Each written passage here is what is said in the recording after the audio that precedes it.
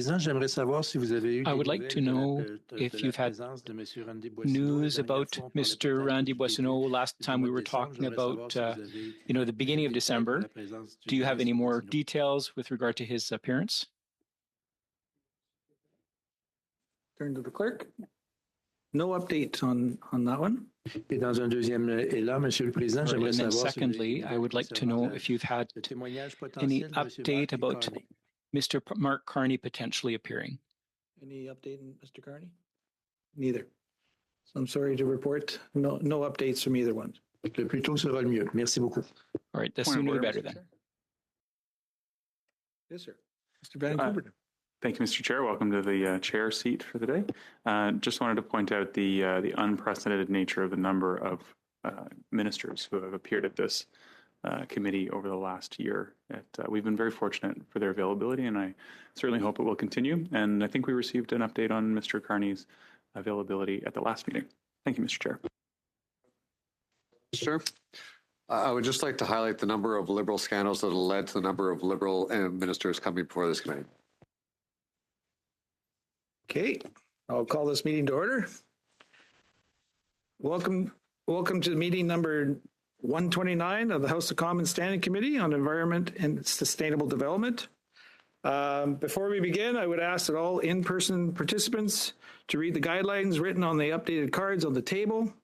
These measures are in place to prevent audio and feedback incidents and to protect the health and safety of all participants, including our interpreters.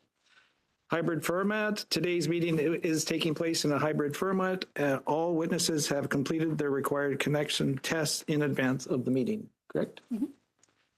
I would like to remind participants of the following points. Please wait until I recognize you by name before speaking. All comments should be addressed through the chair. Members, please raise your hand if you wish to speak, whether participating in person or via Zoom. The clerk and I will manage the speaking order as best we can. And I understand Mr. Baccarat's going to be subbing Ms. Collins, the second or last half hour. Okay, so that'll be good. We got that out of the way. And pursuant to Standing Order 1082 and the motion adopted by the committee on Tuesday, October 31st, 2023, almost a year ago, the committee resumed its study on the environment and climate impacts related to the Canadian financial system. I'd like to now welcome our witnesses. Up to 5 minutes will be given for opening remarks, after which we will proceed with rounds of questioning. And we will open up with Serrano and Ms. Hubert. Welcome. Merci, Monsieur le Président. Thank you, Chair, and all the members of the committee for receiving me and for your work on behalf of Canadians. Thank you also to the Algonquin Anishinaabe community, where I grew up in Upper Gatineau. That community continues to share and preserve their unceded territory for future generations, and they are a model to follow. After 39 years at EY, I recently started the next chapter of my career with the Centre interuniversitaire de recherche en analyse des organisations, le CIRANO. CIRANO provides a neutral, science-based forum that brings together global and local scientists, investors, standard setters, and other stakeholders in the pursuit of one common goal: accelerate the build of local and global market infrastructure and the data and technology solutions required for sustainable finance and sustainable growth. Our work plan is designed to help turn 5 critical issues into opportunities for our country. Firstly, public and private finance are required in support of transitions. Businesses are for profit and must deliver appropriate returns. Same for investors. Public finance must be leveraged smartly to enable the attraction of the private capital required to drive sustainable growth. Second, support is needed for citizens impacted by transitions. Some jobs will change and some jobs will disappear. Some jurisdictions are making more progress than others to get relevant disclosure needed from employers to identify sectors, people, and communities impacted by climate transitions. And we will need similar information for AI transitions in order to develop support programs for people and communities impacted. Third, Global investors need consistent global sustainability disclosure, and they've joined forces at the international level with global standard setters, USCO, and central banks to get the information they need. Progress is happening much faster than expected.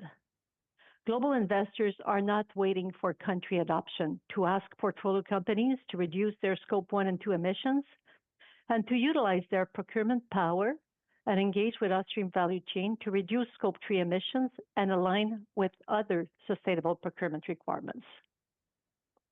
When organizations like Apple, Microsoft, Walmart, Amazon, City of Toronto, or City of Vancouver align their procurement practice to meet investor needs, Canadian businesses must adapt to keep access to market for their products.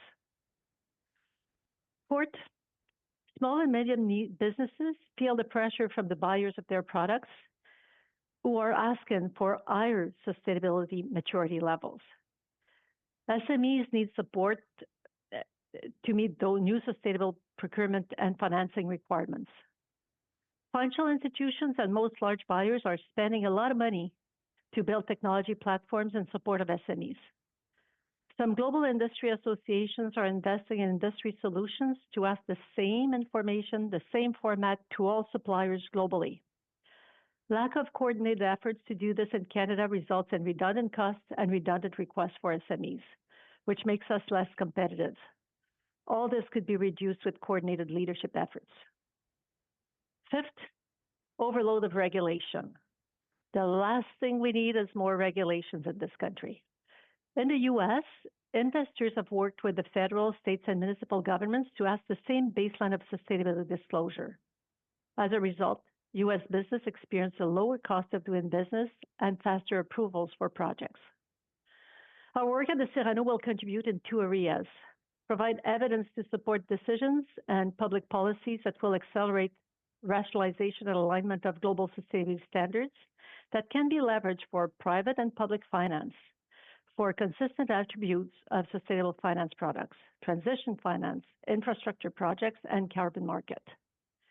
We will also provide analysis to identify and compare best practices, tools, and other sustainable growth accelerators to improve access to capital markets, reduce trade barriers, reduce compliance costs for business, and accelerate project approvals. I'm proud of the voices of Canadian leaders from our scientific, financial markets, standard setting, labor organizations, First Nations, communities, contributing to shape the global rules of the game to transform financial markets. We also need to speak with one voice to guide and support the success of businesses and people in Canada. And we at the Cyrano will do our share to help you drive coordinated efforts for success. A country like Canada with one of the best energy mixes in the world, natural resources, educated and connected population, can and should be a global leader in sustainable growth and sustainable finance. Au plaisir de répondre à vos questions. I'll be happy to take your questions now. Thank you. Ms. Hubert, now on to Mr. Dubé for 5 minutes. Thank you, Mr. Chair. I'd like to thank the members for inviting me to speak and to say what an honor it is to do so. Firstly, I wish to begin by acknowledging that we are gathered on the traditional unceded territory of the Anishinaabe Algonquin people and recognize that Canada's oil sands reside on Treaty 8 territories, home of the Cree and Dene-Sioux-LNA peoples, and the unceded territory of the Métis peoples and of the lower Athabasca region. I want to state clearly and unequivocally that climate change is absolutely the most critical and existential issue of our time. I'm often reminded of the Indigenous proverb, "We do not inherit this land from our ancestors, but instead borrow it from future generations." It is imperative public policy and private priorities focus on reducing the impact of industrial emissions, while at the same time understanding that these topics affect many people's livelihoods. Understanding the micro-level individual effects of these policies is crucial for developing public policy that garners public support, ensuring the long-term stability businesses need to make these transformational investments. I've been lucky in my career to hold different roles in corporate finance within the resource industry. This includes time in investment banking at a Canadian bank, at a prominent Canadian pension plan, as well as now leading a clean technology innovator. As a young person, I've often struggled with my conscience being part of an industry often labeled as dirty. As my career progressed, I realized that it would be easy to leave the industry, but simply ignoring the problem, including through actions such as divestment, won't solve it, and instead we need to constructively work on solutions. Specifically, fossil fuel use is a global demand-side challenge versus a supply-side issue. By this, I mean, as long as the world continues to need energy, the world is going to look for sources for that energy. Today, over 50% of that energy comes from fossil fuels, with Canada making up just 6% of global oil supply. Just imagine if tonight every gas station was out of fuel. The entire country would grind to a halt. Think about any disaster. The first place people rush to are gas stations. Energy is vital to human civilization. While we have made impressive gains in renewable power, they collectively make up only 17% of the world's energy needs today. From a Canadian perspective, if we turn off the tap in Canada and abandon the industry and those that work in it, we will see other sources of fossil fuels replace our production. This alternative production will shift to other countries with worse environmental standards than Canada, where improvements are unlikely, especially in regards to decarbonization. The sector also employs over 900,000 people, which means there are hundreds of thousands of families, many of whom are Indigenous and from Western Canada, and whose lives are dependent on a healthy Canadian oil and gas sector. At the same time, we must acknowledge that this sector is the single largest source of Canadian emissions today at over 30%. This means we need to invest in solutions for the problems facing our energy industry, including carbon emissions, but also other key issues such as oil sands tailings ponds. We have the ability to continue to deliver the energy the world needs while minimizing its impact as the world transitions. This is the critical piece to me. We are in an energy transition that may span decades, and we must utilize technology to improve our energy industry instead of simply ignoring it in the short term. At CBW Cleantech, we have a ready-to-deploy technology to reprocess the waste or tailings from mining oil sands to recover additional hydrocarbons as well as critical minerals including titanium, zircon, and rare earth elements. These critical minerals are central to the energy transition and national security that impact things like nuclear energy, electric vehicles, renewable power, and the aerospace industry. By recovering additional oil lost in the oil sands mining process, we also recover an important resource that would otherwise be lost to tailings ponds, preventing an environmental liability for future generations. Oil sands tailings ponds are also the single largest source of fugitive methane emissions in Canada and potentially the world. By recovering these hydrocarbons, we remove the substrate from subsequent methanogenesis, reducing those fugitive methane emissions by over 90%, oil sands emissions by 5 to 10%, and effectively reducing Canada's emissions by 0.5%. Our company has developed this Made in Canada technology through support from both the Alberta and federal governments, which highlights the important role government plays in helping drive innovation forward. We recently announced a partnership with 4 Indigenous communities in the Treaty 8 region, and we are appreciative of our Indigenous partners trusting us to move forward this important technology, which aligns with their concerns of air and water quality in the region. This underscores another important topic, the fact that economic reconciliation with many Indigenous communities, especially in Western Canada, is intertwined with the success of our resource industries. Industry's lack of implementation of this ready-to-deploy technology highlights the gap that exists between innovation, which is strong in Canada, and commercialization, where the country struggles. The thought that I would like to leave you with is that public policy initiatives must be designed to drive sector-wide innovation aimed at reducing emissions, both through regulatory means pushing the industry to deploy feasible solutions, while also providing incentives, such as the announced ITCs, that aren't fixated on the method of carbon reduction, but instead on the reduction themselves. I'm a strong believer that investing in human ingenuity and promoting innovation in Canada will help deliver the solutions we need. Thank you again, and I look forward to your questions. Thank you, Mr. Dubé. Now on to Ms. Laffey for 5 minutes. I'm guessing it's on. Yes. Okay. Yep. Monsieur le Président, Mesdames et Messieurs les Chair, députés, committee je vous members, remercie pour l'invitation thank et you en for your particulier d'avoir invitation, entrepris cette and in particular for importante undertaking this étude sur les impacts important climatiques study et on the environnementaux climate de and l'océan environmental canadien. impacts of the Canadian C'est un financial sujet system. aride et complexe, It's a dry and trop souvent complex laissé aux banquiers topic, et aux too often analystes left to financiers. bankers and Que financial vous analysts. dispensiez malgré The tout fact that témoigne you are de l'importance addressing it de in cet spite of enjeu everything crucial is a aujourd'hui testament to the pour importance Canada you et le attach to Canada. this crucial issue for Canada and Canadians When I today. started my legal career in 2007 at Davies, Wharf-Lipps and Weinberg, one of Canada's top-tier corporate law firms, British economist Sir Nicholas Stern was calling climate change the biggest market failure the world has ever seen. Almost 20 years later, despite the grandstanding and all the noise, we have not yet addressed this great market failure that is climate change. Large Canadian financial institutions still operate, for the most part, as if the climate crisis did not exist, and as if the government efforts to curb carbon emissions do not concern them. Worst, Canadian banks are some of the largest investors in fossil fuels. That is, they fund the very cause of the climate crisis. Even as the governments of the world came together in Dubai last year and finally pledged to transition away from fossil fuels, this should be a very clear signal that financing fossil fuels is unsustainable finance. Sorry.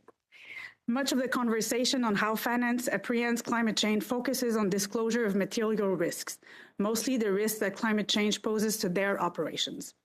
Worryingly, an Oxford study revealed earlier this year that investors are flying blind to the risks of climate lawsuits, even as court cases against polluting companies and the financial institutions that support them are mounting globally.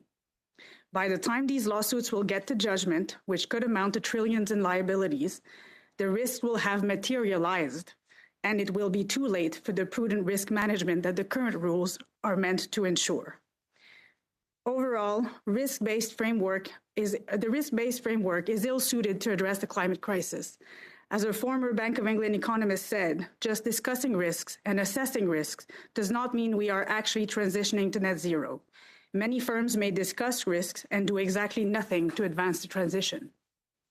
We cannot afford to wait any longer for the financial industry to realize its error in underestimating climate risks and recognize its fundamental materiality for all aspects of business decision-making. The United Nations Principles for Responsible Investment calls Canada a low-regulation jurisdiction by international standards. We are dangerously lagging behind our more forward-looking trading partners. I was the legal architect behind the Climate Aligned Finance Act introduced by independent Senator Galvez in 2022. This bill was drafted on the advice of dozens of national and international experts. It is informed by the best available climate science, financial expertise, and international practices. It is now before the Senate's Banking Committee. CAFA has been endorsed by 120 civil society organizations and by MPs from 4 different parties. 5 petitions in the House of Commons have been filed in support of this bill. The Financial Times Moral Money recently called it one of the most exciting pieces of climate legislation in the works worldwide. We need a financial sector that supports, rather than works against, as is the case today, Canada's goals to reduce global warming emissions. We need to regulate our way out of unsustainable finance. The time has come to mandate action and to stop waiting for financial institutions to self-regulate. The Climate Aligned Finance Act introduces the regulatory elements that we need. First, financial institutions are to be aligned with Canada's international and national commitments and produce credible climate plans and annual reports on progress. They also need to avoid conflicts of interest at the board level and to leverage climate expertise while dealing with climate change as a new superseding public interest duty. Third, CAFA calls for the new capital requirements that account for systemic climate risks generated by the activities of financial institutions. The Climate Aligned Finance Act is the missing piece we need to align Canada's financial sector with a climate-safe future and to foster a clean investment boom that will future-proof our economy. I hope that your study report will shed light on this important issue for Canadians and suggest possible solutions, including the elements introduced by the CAFA bill. Thank you, and I will look forward to answering your questions. And our final panelist for this round, Mr. Brooks, for 5 minutes. Good afternoon. I'm honored to appear before the committee today. I'm appearing from the territories of the Haudenosaunee, the Wendat, the Anishinaabe, and the Mississaugas of the Credit in Toronto. My name is Richard Brooks, and I'm the Climate Finance Director at Stand Earth, which is a binational NGO working on climate protection. Our climate finance program, supported by our 1 million members, works to transform financial institutions from climate laggards into champions advancing the energy transition.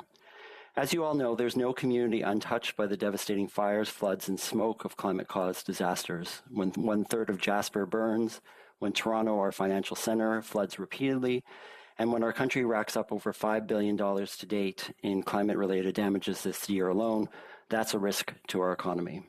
Just today, the World Health Organization endorsed the call from The Lancet, the world's foremost medical journal, urging financial institutions to, quote, divest from fossil fuels to save lives. The WHO director, Dr. Maria Neira, stated, quote, "We are seeing record-breaking heat waves, droughts, and food insecurity affecting millions of lives worldwide. Yet we continue to pour trillions of dollars into fossil fuels, which are driving these crises. It's time to stop funding harm and start investing in health," end quote. Earlier this month, the University of Toronto's Climate Observatory released a groundbreaking report. They studied the financed emissions of 18 banks, pension funds, and asset managers. These 18 financial institutions have financed emissions that are double Canada's reported emissions and 100 times the City of Toronto's. Their $1.2 trillion of financing and investments in fossil fuel companies in 2022 account for 1.4 billion tons of CO2 emissions. If they were a country, these 18 financial institutions would be the 5th largest emitter in the world. In June, the CEO of the Royal Bank of Canada appeared before this very committee. You'll recall he could not remember what his salary was when asked repeatedly. He stated that 80% of RBC's clients have transition plans, but he neglected to say that only 2% of those clients have 1.5-degree aligned transition plans. That's the magic number. Dave Mackay also couldn't recall that the bank had disclosed that RBC's emissions from financing oil and gas companies are equal to the emissions from all cars and light trucks in Canada every year. CEOs from the other banks mentioned the need for a slow, orderly transition, but there's nothing orderly about Canadians fleeing fires. There's nothing orderly about towns evacuated and thousands unhoused. Yet our banks continue to finance the cause of the problem, fossil fuel emissions, and claim phasing this down would be disorderly.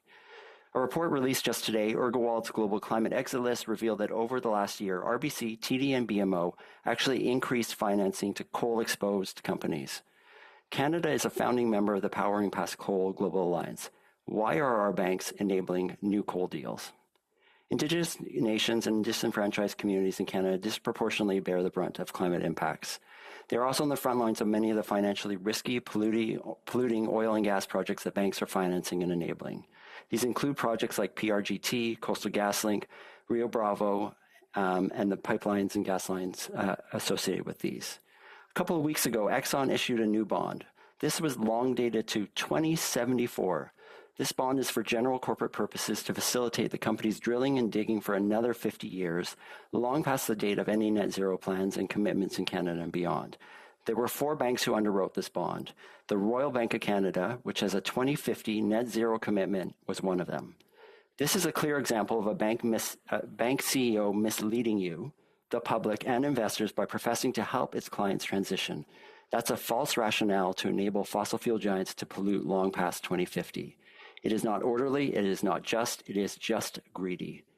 We cannot reach our national climate goals, meet our international commitments, protect our communities if our banks are not on side with us. Of the banks you heard from in June, TD is now known as the top money launderer for drug cartels. RBC is under investigation by the Competition Bureau for allegedly misleading consumers about its climate claims and greenwashing. CIBC and BMO have been fined for improper record keeping, and Scotiabank was fined for unlawful commodities trading. We cannot trust voluntary actions by our banks. To date, they have proven not to either be trustworthy or accountable. Here are the actions that my organization proposes you support in your report and recommendations. Embolden the Commissioner of the Competition Bureau to use his enhanced powers to investigate all the banks. Move forward and support the climate-aligned finance bill. Mandate climate transition plans that are standardized and credible for all banks. The banks have record profits right now. Tax them with the climate impacts tax and have those funds dedicated to compensation for the climate damages, which I named earlier. And incentivize further investments by financial institutions in renewables and climate solutions. I urge you to issue a formal report and include these recommendations in your findings. Thank you for your time. Thank you, Mr. Brooks, and thank everyone for the remarks. I will now open up the floor to questions, and we kick off the first round with Mr. Dettel. Merci beaucoup, Monsieur le Président. Et thank you, Mr. Chair, and congratulations on your new role for today. I would like to welcome the people who have come to testify before our committee. Thank you for being there. So my question is directed to Mr. Dubé from CVW Clean Tech. We all know that climate change is real and that the impact is real and that we have to adapt to it. And knowing that the climate change is real, I mean, we can't change radically our way of doing things one day, or from one day to the next, and that's what we call the transition. In Quebec, based on the latest report of the HEC, there was 1 billion liters or barrels of oil, 7% and half of that oil comes from the United States, from Texas or Louisiana, and the other half comes from Alberta. So I want to remind you that neither Texas nor Louisiana pay equalization payments, but Quebec does contribute to equalization payments.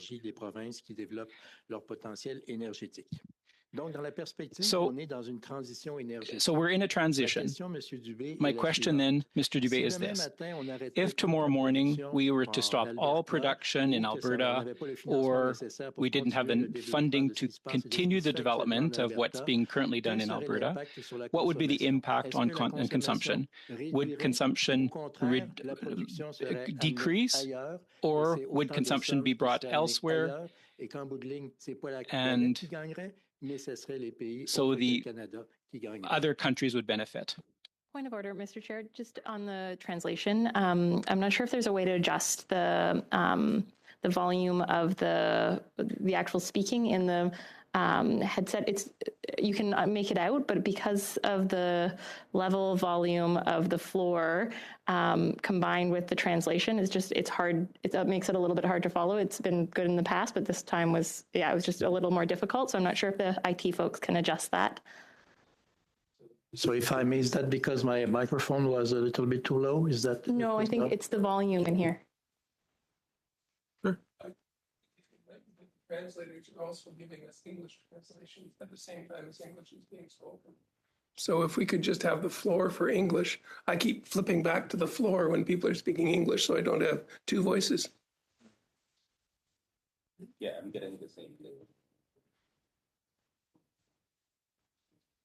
Sorry. And I'm happy if we proceed, but maybe the IT folks can work on it while we're continuing our committee business. So, Mr. Chair, if I may, I will not start from the top, but just asking the last sentence of my question just to get back in where we are. So, Monsieur Dubé, ma question est relativement fort simple. So my question is pretty simple. So Canada is a producer of energy or fossil energy, and we're all in an energy transition. But if tomorrow we were to shut off Canada's production, where would production go? Would it reduce consumption, or on the contrary, would it push our energy needs elsewhere? So our country would pay a heavy price because consumption would not be going down. This energy would be produced elsewhere. Thank you for your question. So essentially, like I said in my opening statements, the oil market is a global supply and demand market. Canada makes up only 6% of the global supply of oil. It is clearly a demand side issue where we need to reduce the demand for fossil fuels over time, and supply would respond to that. If in the situation, for example, we decided that Canada was not going to produce any oil and gas starting tomorrow, that supply would simply be overtaken by another jurisdiction that also produces oil. So from that perspective, it wouldn't be the most effective method for us to pursue decarbonization. Instead, I'm a strong believer that we do need to decarbonize, and what we should be doing is investing heavily in those innovations, technologies, especially those developed here in Canada, that can help the decarbonization of that oil production and that oil use as we transition. My hope is, along with many others in this room, that that transition is as quick and orderly as possible. But again, we need to make sure that that transition happens in a way that makes sense. Now, this has been a number of years that you've been in the industry. Can you give us a few examples of investments in new technology that have had a real impact, an effective impact to reduce emissions? just in regards to technologies that have been deployed in the space that we have seen reduction in carbon emissions, specifically both I have experience in the mining space as well as the oil and gas space. We're seeing, for example, the electrification of truck fleets. So in long haul distances where you see this in a variety of commodities, that reduces the carbon emissions significantly. There's a copper company currently in Canada called Foran Mining, which is building a mine that is going to be a carbon neutral mine. So there have been a variety of technology or technical innovations in the space, but certainly more needs to be done. I think this is where it's important to have public and private partnerships to be able to move things ahead that make sense for industry, but also make sense for the goals that we have as society. Lorsqu'on parle d'investissement, When we talk about investments, a lot of people have deep pockets, but in your view, should we facilitate the banking approach to develop technology to reduce emissions? So I certainly think that there is a role for banking to play in terms of reducing emissions, but really from my perspective, that comes into help the banks providing a helpful ecosystem for innovation to take place here in Canada. So what we need to do is emphasize the fact that innovation is taking place in the country. There's a lot of companies doing great work out there, but the struggle in Canada has historically been moving a technology from that development cycle, from a technical readiness level of 7 or 8 into something that's a commercial technology. And that's really where I would focus my efforts from a policy perspective, is how do we get these technologies over the hump? Évidemment, le génie canadien est mis à contribution dans ce Canadian innovation is put to the test here. Are there solutions that can be applied immediately to the production of fossil fuels in Canada or elsewhere in the world? So, I mean, it's a business matter, right? Absolutely, there are technologies that could be deployed right away. CVW, or the Creating Value from Waste technology that we have developed, is one of them. It's a ready-to-deploy technology. It's been the result of 18 years of research and development here in Canada. And really, it just requires the right regulatory framework, the right incentive, but also the right emphasis from industry to move solutions ahead. And that's really why I always stress that we do need to have this partnership between the innovators like ourselves, industry, but also through the government, who does set the regulation and the incentives for industry. Thank you, Mr. Zattel. Ms. Chattel for 6 minutes. Merci beaucoup, Monsieur le Président. Alors, ma question, so my question, well, first of all, welcome to all our witnesses today. Welcome, this is an important topic. So my question is directed to Ms. Hubert mainly. So Ms. Hubert, first of all, thank you for all the excellent work that you're doing in this very complex field. I know that you have been very active avec votre travail constant là-dedans. You work constantly, and you're passionate about your work as well. So we saw an announcement on October 9th where the government was announcing that it was going forward with the taxonomy. Now I understand it's going to take 12 months, but the government is going ahead, nevertheless, with a taxonomy that is aligned with science and that is aligned with a 1.5 degrees Celsius increase. I think we're late, but we're moving forward. And in terms of mandatory disclosure as well. So there were two very important announcements that were made with regard to the transition. So I'd like to hear what you have to say about the role of disclosure and the International Sustainability Standard Board. What will be the interaction between that organization? And I'd like to hear you talk about the consultation process of the Canadian Council on Sustainability norms as well. The Canadian organization will be importing. So I'd like to hear what you have to say about that. With regard to taxonomy, whether we have one or not, we have to define what is sustainable and not. Canada has a better energy mix than almost every other country in the world. So how do we align our investments and our industry so that we can reach our targets? And then we need disclosure for companies. We're not asking. We're going to be better because of the energy mix we have, but to not have disclosure is not good. With respect to the ISSB, those are norms for the private sector.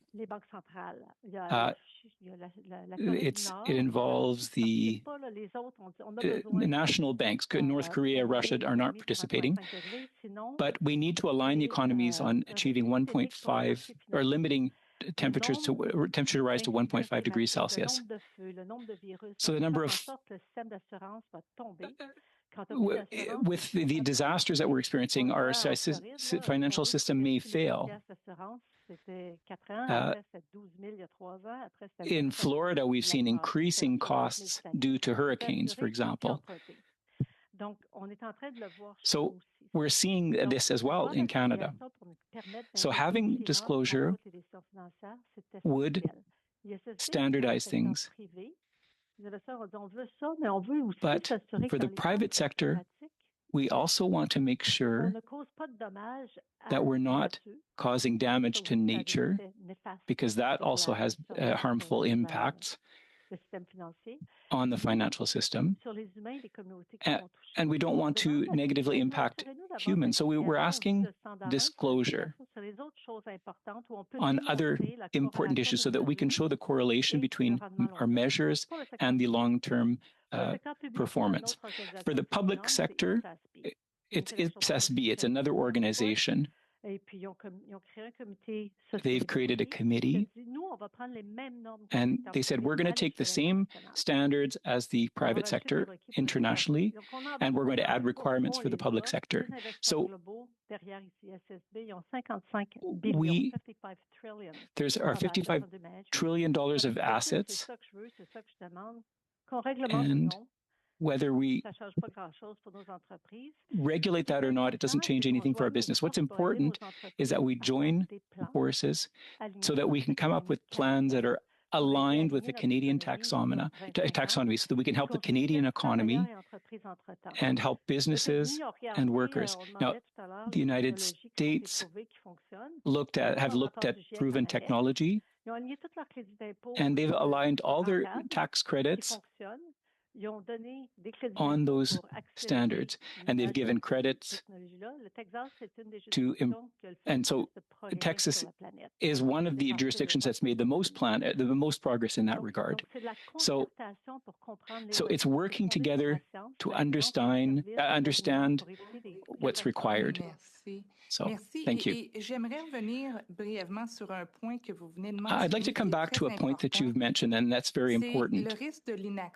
It's the risk of not taking action in green finance and in the transition. If we do not take action on climate, on that financial front, the risk is that we will cut ourselves off from financial markets and from other investments. So could you explain the risk of not taking action if our government doesn't take action? Before you start, your time is pretty well up, but if you can do it in 10 seconds, that'd be great, or you can table that reply. Lose access to capital markets and lose access to markets for our products. Pretty simple. Merci beaucoup. Thank you, Mr. Tell. And now on to Madame Posey for 6 minutes. Oui, merci à tous nos témoins. Thank you to all our witnesses for being here. This is a very important study. You know, we've learned a lot that Canada is falling behind in this area. So my question is for Ms. Pelofi. You've worked closely with the senator on her bill. You talked about the support that you got from, now, did you get support from the financial community? Are they supporting that bill as well? Some actors in the financial community are part of the 120 organizations that support the bill. So Van City in Western Canada, the case in Quebec as well, they have an investment fund that have supported, that are supporting the bill, but the big institutions officially do not support it. Although I've had some conversations with individuals that are telling me go. So it's important to know as well that another point in common between the financial industry and the fossil industry is that both industries are effective at avoiding regulation. Yes. Okay, now, if we do nothing, what risks do we run in terms of international competitiveness? Well, I think Ms. Hubert was going to talk about funding will simply go elsewhere where the regulatory system is more clear and it's easier to invest in solutions. So we'll deprive ourselves of funding for those solutions. And in terms of financial risks for Canadians, I mean, this is our money, you know, through our pension funds, our savings accounts. You know, and I'm not sure of the figure, but I think 5 years ago, foreign investors divested from fossil fuel funds. So now we're seeing that the rest of the world is going elsewhere, and we're talking about $120 billion that risks becoming stranded assets in tar sands. And that's our money, our savings that might be lost because we've replaced the financial institutions. When the senator came to appear before us, she talked about the idea of double materiality. So the repercussions and the various repercussions. So because commitments are voluntary in Canada, and that some boards are made up of people sitting on banks and fossil fuel companies, what's the challenge that you see that we have to overcome? Well, there's a lot of questions in your question, but I think we do have to divorce the fossil industry and the financial industry. We have to separate them to avoid real or apparent conflicts of interest. We don't know, you know, the minutes of board meetings are not made public, so we don't know what the issues are. But from the outside, we see issues with that. In terms of materiality, I mean, there's talk about the double materiality and a bunch of terms that are circulating. You know, I've read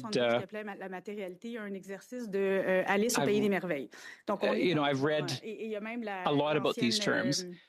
The former chair of the Security Exchange Commission in the U.S. said that lawyers and accountants and business people are always making mistakes in terms of materiality. So I think this is not an appropriate standard when we're managing a risk that's not just financial, but also calls into question the fate of the world, if you will. So it's not enough to disclose. We have to be part of the solution as well. We can't just be talking about it. And so it's not just the impact that that climate change will have on us or on financial institutions, but we have to look at the impact that financial institutions are having on the climate. And we have to move towards solutions. So what you're saying is that despite the fact that the financial institutions are following voluntary commitments or making voluntary commitments, legislation could, or CAFA could mandate them to be responsible or be accountable? Well, actually, there are a number of measures. So there's a system of annual disclosure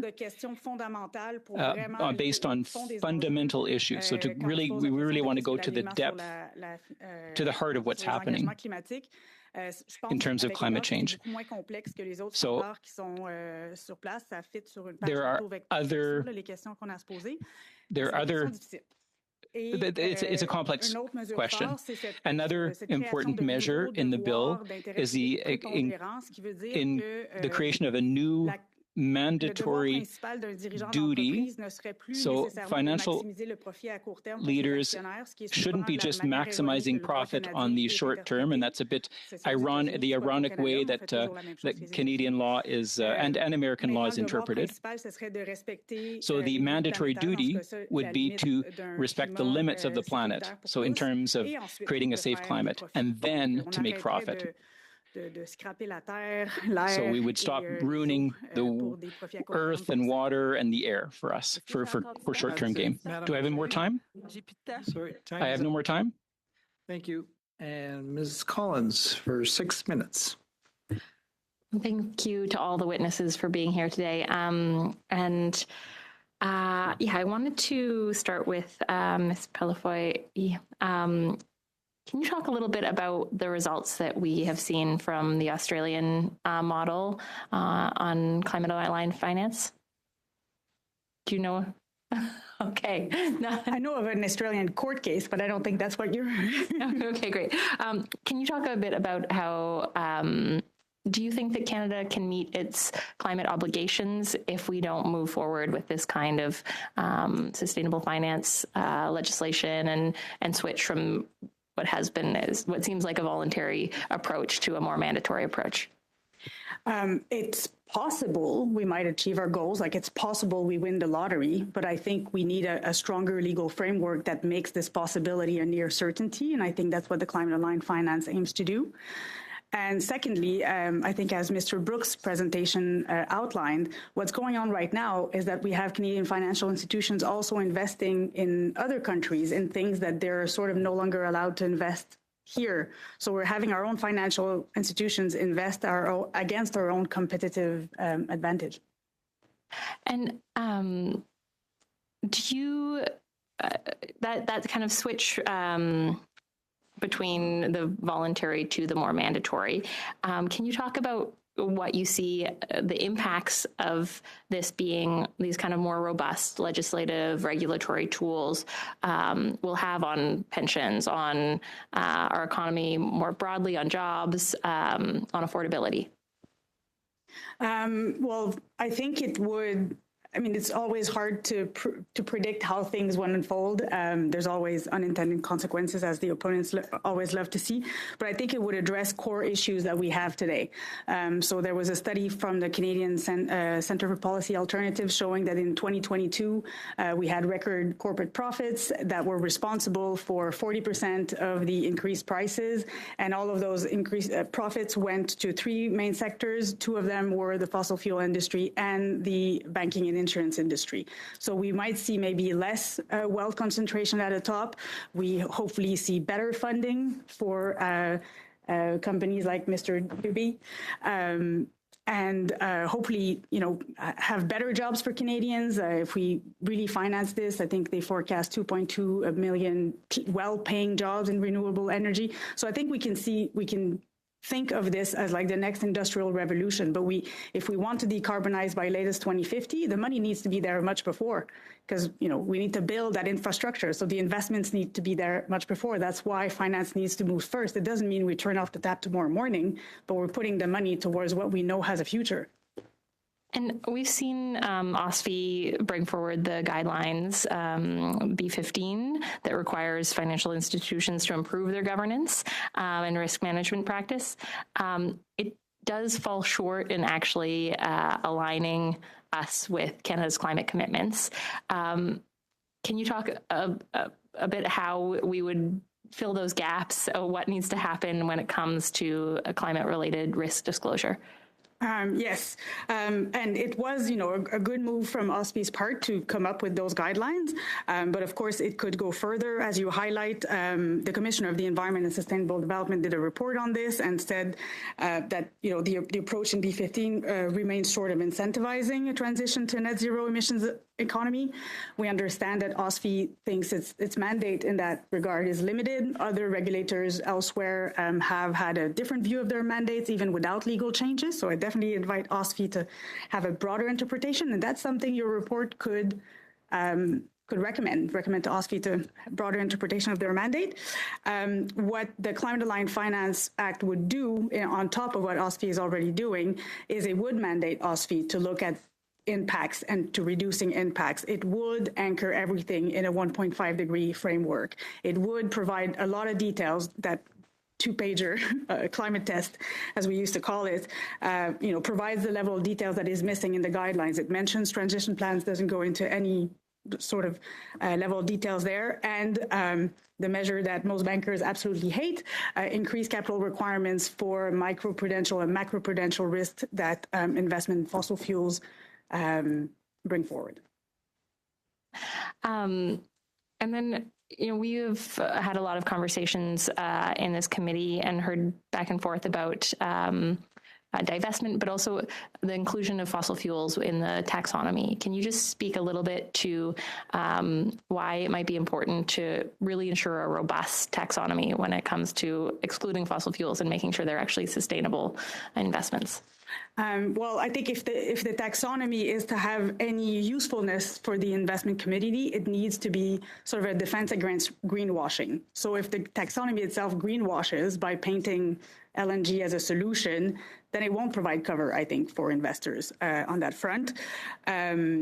But most importantly, taxonomy defining sustainable finance is nice, but what we're severely lacking is regulating unsustainable finance. We need to first start regulating away from the damaging practices. And once we've circumscribed what's bad and what we need to stop, then actually the markets can do what they do best, which is innovate. But we first need to close the door to the problem so that the others can flourish. Thank you. Thank you, Ms. Collins. And now we're on to our next round, starting with Mr. Cram for 5 minutes. Okay, thank you very much, Mr. Chair. Thank you to all the witnesses for being here today. And I think my questions will be for Mr. Dubé from CVW Cleantech. Mr. Dubé, your company has developed some fascinating technologies that can extract critical minerals from tailings ponds while cleaning up the tailings ponds at the same time. So that's excellent work on your part.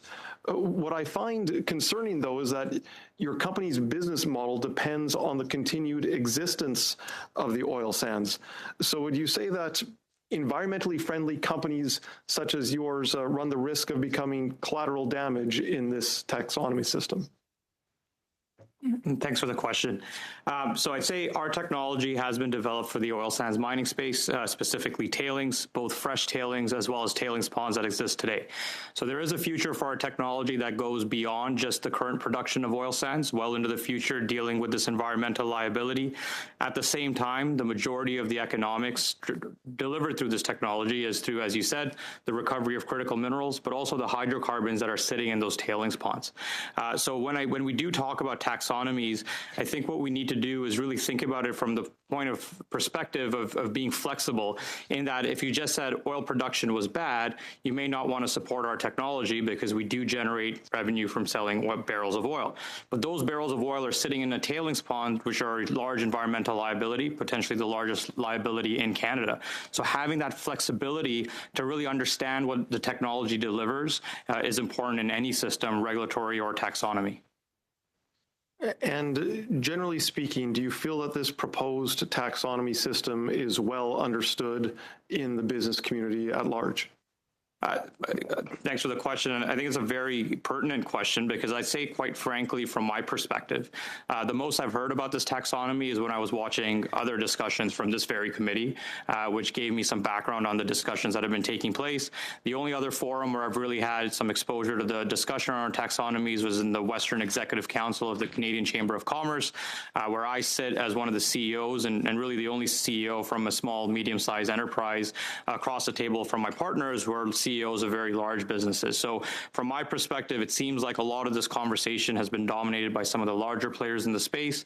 I clearly think it's important that we get some opinions from the small and medium enterprises in Canada as well, just given the fact that businesses like ours make up close to 50% of Canada's GDP. And if the oil companies with which you work found it more difficult to access capital due to this taxonomy system, do you think that would make them more likely or less likely to invest in these new technologies, such as the ones that your company is developing?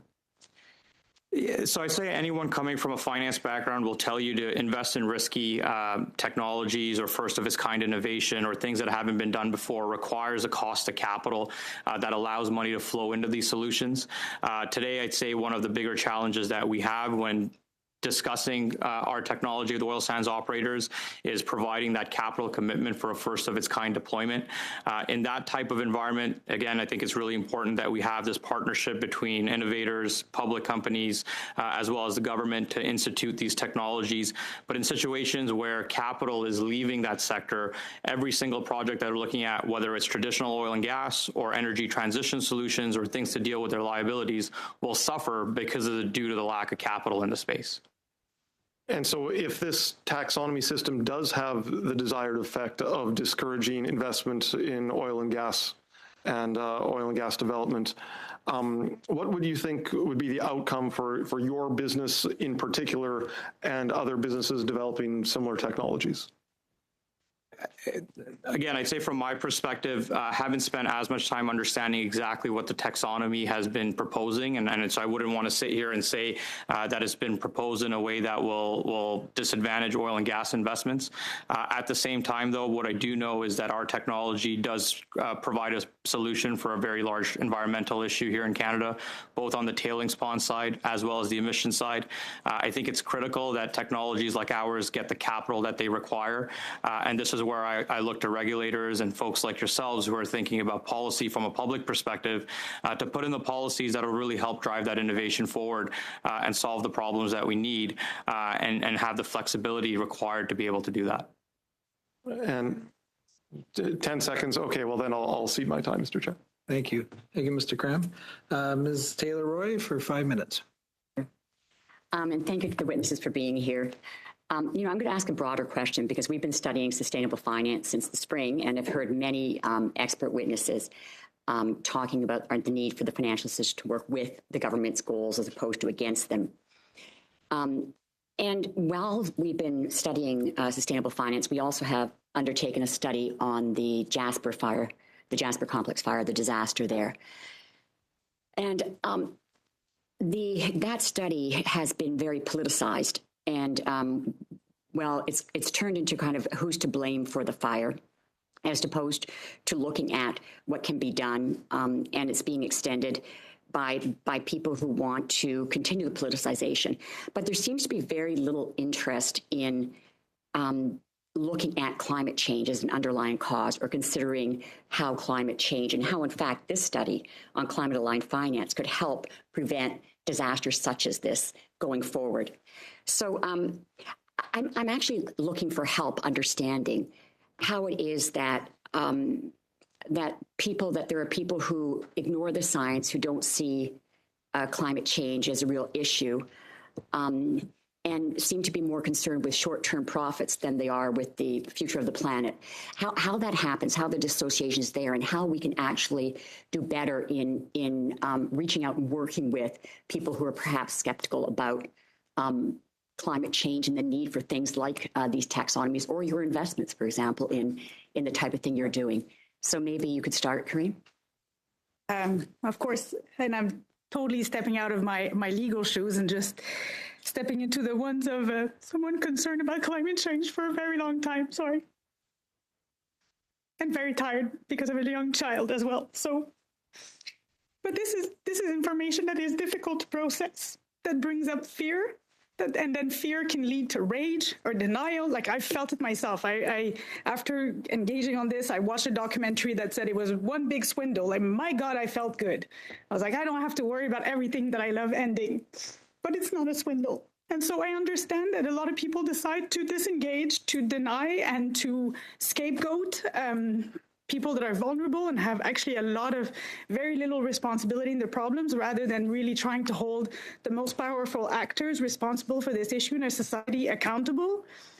But I think that's where the failure is. It's something to do with the difficulty of handling this psychologically. Sorry for the... No, thank you. Thank you very much for that. And Mr. Dubé, because you've worked in the financial field, you've worked in structuring projects in the natural resource sector, and you now have a great innovation to try and deal with the tailings ponds, which are a great environmental liability for the oil companies and our country, in fact. So how would you deal with that? How do you explain it, and how do you help people see the need to get more financing into projects like yours and away from traditional oil and gas production? Thank you for the question. And so I'd say from my perspective, I think very similarly, I had a very difficult start to my career in mining investment banking, working in an industry that's often been villainized in terms of its environmental impact, then transitioning to working in oil and gas, and then in a little bit of both. So I've been in two industries, but at the same time, sort of, I think my personal realization was, like I said in my opening statement, is we can certainly stick our head in the sand and hope the problem goes away. And we've seen a lot of institutions go down the path of divestment. But I think the proactive approach here that we should all be thinking about is we're not going to be moving off from oil and gas tomorrow. I think we all know that's the practical solution. Is it 5 years, 15 years, 50 years? That remains to be seen. There's a lot of global decisions that will need to be made to get there. But I think what we need to do is in the very short term is utilize anything that we can from an innovation perspective to make those industries more sustainable. Oil and gas is never going to be a green industry necessarily, but we can minimize the impact of that industry while we go through this decade-long transition so it doesn't have those impacts on the environment that we're also worried about. Thank you. Yes, and when the CEOs of the banks and the oil companies were here in the spring, I actually asked the CEOs of the banks if they would be willing to commit to only funding projects in the oil and gas industry that actually worked on reducing emissions, and none of them were willing to make that commitment. So I understand the need to improve that while we're making the transition, but it doesn't seem that there's the appetite there in our banking system for that either. I'm just wondering if... You're pretty well out. Okay. 2 seconds left. Okay, thank you. I'll see my 2 seconds. Madame Posé for 2.5 minutes. Merci plus les 2 secondes. Thank you for the extra 2 seconds. My question is for Mr. Brooks. We know that banks are part of the Net Zero Banking Alliance at the international level, and that Canadian banks are part of that alliance, but Canadian banks are also part of the Association of Canadian Bankers and the Chamber of Commerce of Canada, which have both are very publicly opposed to climate change efforts. We know that banks have increased their funding for fossil fuel companies. So is there a way to make progress in this with people who don't really believe in climate change? Thank you very much for your question. I'll respond in English if you don't mind. I mean, this is where the issue of voluntary versus mandatory actions come into place. We've got lots of initiatives like the Net Zero Banking Alliance, purely voluntary. We've got other bodies that are purely voluntary as well. There's a lot of urging and action that, let's just get our financial institutions to do more, but let's not regulate them. But we've spent a lot of time urging voluntary action, and we're not getting that voluntary action from the titans of business that you had here in June, the CEOs of the big banks and the CEOs of the big oil and gas companies. They could not commit to making the right level of investments in climate solutions and renewables that we all need to see. and doubled down on the continuation of financing oil and gas to the same degree that they've been doing since the Paris Climate Agreement was signed. I stated it earlier, there's been $1 trillion that have gone into fossil fuels from 18 of the biggest financial institutions that are headquartered in Toronto, my city, just in 2022, leading to over 1 billion tons of fossil fuel emissions. This is why we need regulation. Voluntary action is simply not enough. And what I don't understand is how the CEOs of these institutions can stand in downtown Toronto in the towers when the sky turns orange, as it did last summer when we had the fires across Canada, and look out their window and say, I'm going to do another oil and gas deal, and I'm not going to choose to finance renewables. You look at the Royal Bank of Canada as a good example. $265 billion into fossil Sorry, fuels. Mr. Brooks, that's you're about 15 seconds over, so. Okay, sorry about that. So you can wrap it up. That's good. Or Ms. Collins? You can also use your time, you can use 15 seconds of my time to wrap up. Yeah. Very good. Yeah, I was just going to say, Royal Bank of Canada, for every dollar that they put into fossil fuels, only 40 cents goes into renewables and climate solutions. That's a problem that needs to be regulated away. And actually, Mr. Brooks, I wanted to ask a couple questions to you. One was about the Lancet Journal just released a report stating that climate and health are facing record-breaking threats because of government inaction, and they're urging government and companies to divest from fossil fuels urgently. In 2023, fossil fuel investment accounted for more than 1/3 of global energy spending. The World Health Organization has stated that while investments in fossil fuels are higher than ever, clean energy investment and the critical funds needed to support the most vulnerable nations are vastly underfunded. Can you talk a little bit about just some of these pieces, these regulatory pieces, the taxonomy, and how critical it is that we kind of move urgently but robustly towards more sustainable options? Absolutely. I mean, I think you put hit the nail on the head there, that there's underinvestment in renewables and climate solutions that has tremendous health impacts. Our energy transition is not moving fast enough, neither in Canada nor internationally. Part of the reason for that is because there's underfinancing happening by our biggest financial institutions. That includes the big banks, that includes our big public pension funds, it includes the big asset managers. That needs to change, and it's only going to change and meet the need that we have globally as well as in Canada to accelerate the energy transition through regulation.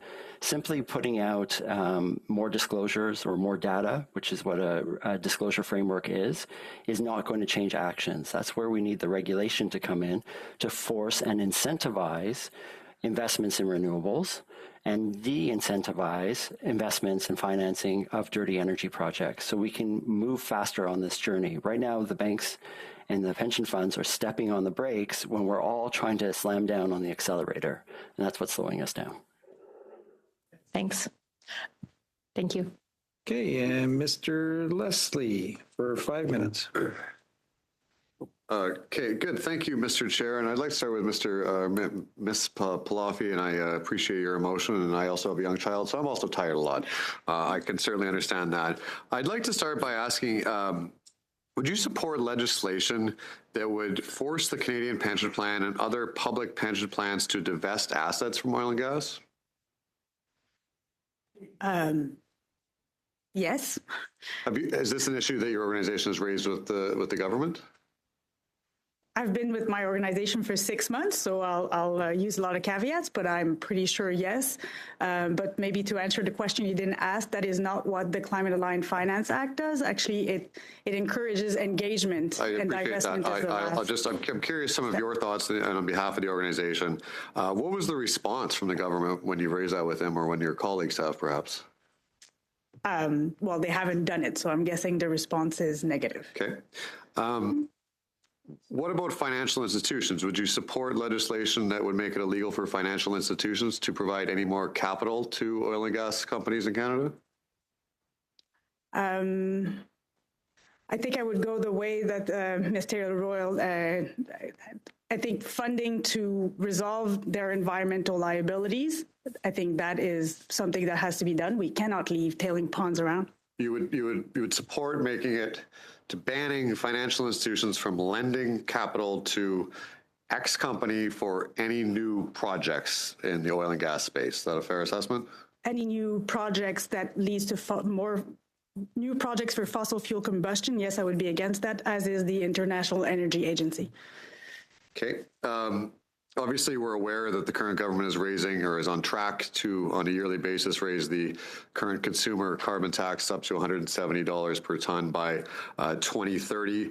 Do you believe that the government should be more aggressive in its track over the next 7 years, 6 years? I think where the government should focus its attention, apart from climate-aligned finance, which is the topic that I came to discuss, would be to actually increase the industrial price on carbon, because under the output-based pricing system, OPBS, yes. Actually, the biggest polluting firms in this country pay a very small fraction of the carbon tax because they say that they're trade exposed, whereas actually what we're going to see is Europe is going to go forward with carbon adjustment mechanisms that will actually be detrimental to our industry if we do not increase our carbon tax. Has EcoJustice suggested that to the government, and what was their response at that time? I'm pretty sure my organization has suggested it, and if they haven't done it, I'm guessing they're against it. We have to understand the fossil fuel industry. I believe over the last 15 years has on average 6 meetings per working day with the government, so they hold a tremendous amount of influence. A colleague of ours, Charlie Angus, introduced a piece of legislation that would make it criminal to use certain, quote, terms, expressions, logos, symbols, or illustrations when talking about the oil and gas sector. In your view, are there any terms or logos that you think the government should be criminalizing? You talked about greenwashing earlier. Is there any particular logos that... Point of order, Mr. Chair. Call to order. Is this a 5-minute round? We're at 5:56. No, we're a minute and 30 left.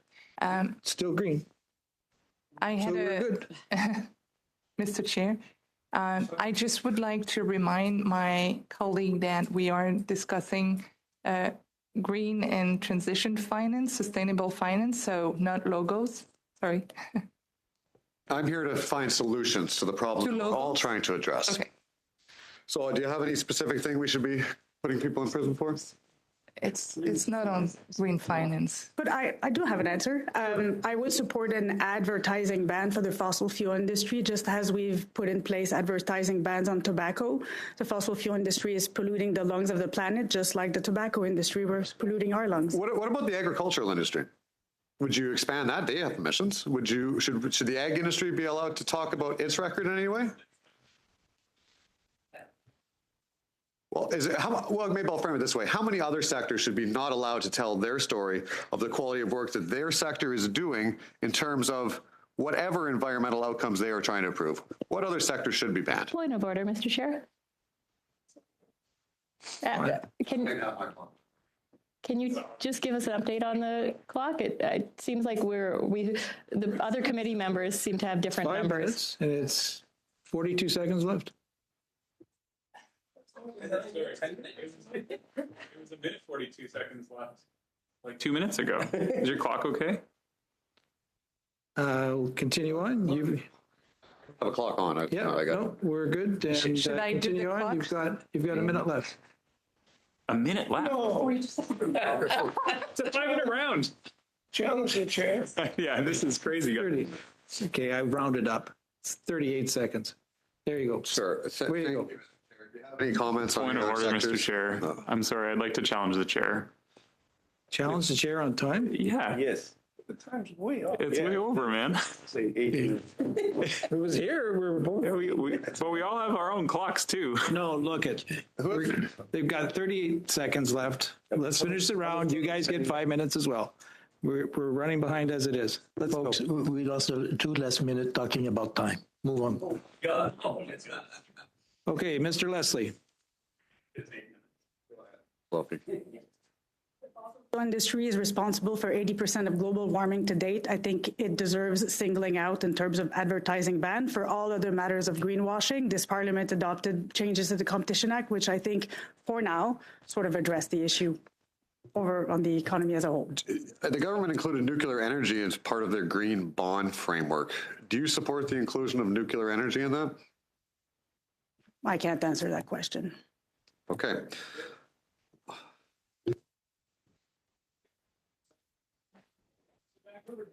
Last round, 5 minutes. Thank you very much, Mr. Chair. Ms. Pelosi, I'd like to start with you, please. The line of questioning is sort of implied that a taxonomy would shut down production, would completely halt the production of oil and gas in Canada, or even would cause people to be thrown in jail, as was just implied by the Conservatives. That's a lot of hysteria about a list of, how we define green in Canada. Would people be thrown in jail, or are we talking about shutting down production by just having a definition of the word green and sustainable? I believe there might be a certain degree of confusion. So the taxonomy is about defining things that Canada will consider to be solutions. It will be a voluntary standard. It will definitely not put anyone in jail. I think what maybe your colleague was referring to are the changes to the Competition Act that you passed last June, where the absolute point of order, Mr. Chair, I could offer clarity. It's NDP MP Charlie Angus's private member's bill, as I said. I hope my time has been paused. Okay. It wasn't a point of order, so on you go with your questioning. Thank you. Thanks, Ms. Fluffy. I'd like to ask Ms. Hubert la même question, s'il vous plaît. The same question, please. Well, clearly no. Supporting the transition of our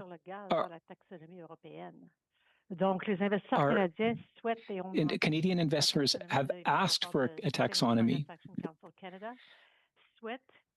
So they want us to have a pathway to achieve our 1.5 degree limit. And they want us to be able to sustain businesses or support businesses that are transitioning to the target, not tomorrow morning, but over time. Replacing carbon by gas, we have to think of other ways. There's a transition that has to take place. We can't banish oil and gas overnight. Merci beaucoup.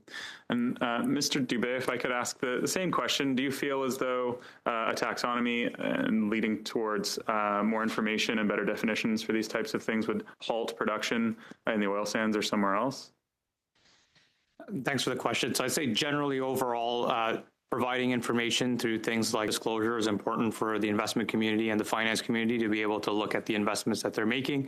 I think when it comes to the taxonomy, it really comes down to the details of the taxonomy and how much flexibility they provide so that solutions like ours aren't all bucketed in the same bucket as things that may be viewed as the fossil fuel industry and having that flexibility. Do you think that investors or people in the oil and gas sector should be concerned about criminality, as the Conservatives have just suggested, with respect to just having a clearly defined taxonomy? Again, I don't have the background on the bill that was brought up and what the detail behind that bill was, so I can't answer that question. I have a couple other questions for you about the oil sands. We had the CEOs of the banks here and also the CEOs of a couple of the energy companies as well.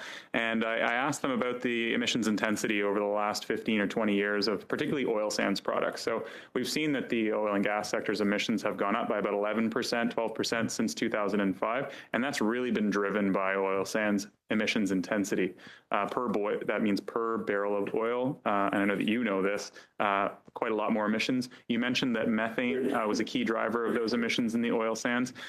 Do you think that the industry and those companies operating in the oil sands region are likely to reduce their emissions intensity on their own or out of the goodness of their heart, or in the absence of a truly well-defined taxonomy, or is regulation and proper disclosure going to drive that transition? Yeah, so I did watch the testimony from the oil sands CEOs that were here as well, and I think similar to what they said, having the right regulatory framework is key to driving those decisions. I think businesses need long-term stability to be making the investments that they're going to make to decarbonize their own operations. Pathways Alliance is obviously something that they've been talking about quite a bit, that has large carbon reduction claims that they have. Similarly, we can also deliver 5 to 10% carbon intensity reduction per oil sands site. So there are significant technologies that are available to these companies, but certainly having the right incentives and regulatory framework help move them ahead. An article here that it says basically that regulation will complement existing suites of financial incentives on offer for oil and gas companies that invest in projects to reduce emissions, while at the same time we see that emissions intensity has gone up, and Canada's oil sands have grown by 142%, largely driven by increased oil sands production. And that's, as it says, in the absence of regulation and a taxonomy. Is that your understanding? Well, we certainly don't have... Short answer. That we don't have a taxonomy in place, and those emissions have gone up, but I don't know if I would draw that direct link. Okay, thanks. Thank you, Mr. Adb. Thank you for the witnesses for coming up. Actually, I would like to offer an apology. When I was discussing Bill 372, Charlie Angus's NDP bill, I said prison, but upon reading the text, it's actually a fine not exceeding $1 million and imprisonment under 2 years, which is technically a jail, not a prison. So I'm sorry for being incorrect in my verbiage. Thank you for clarifying that. Okay, thank you for the witnesses for coming out this afternoon. We'll take a short recess and get ready for the next round.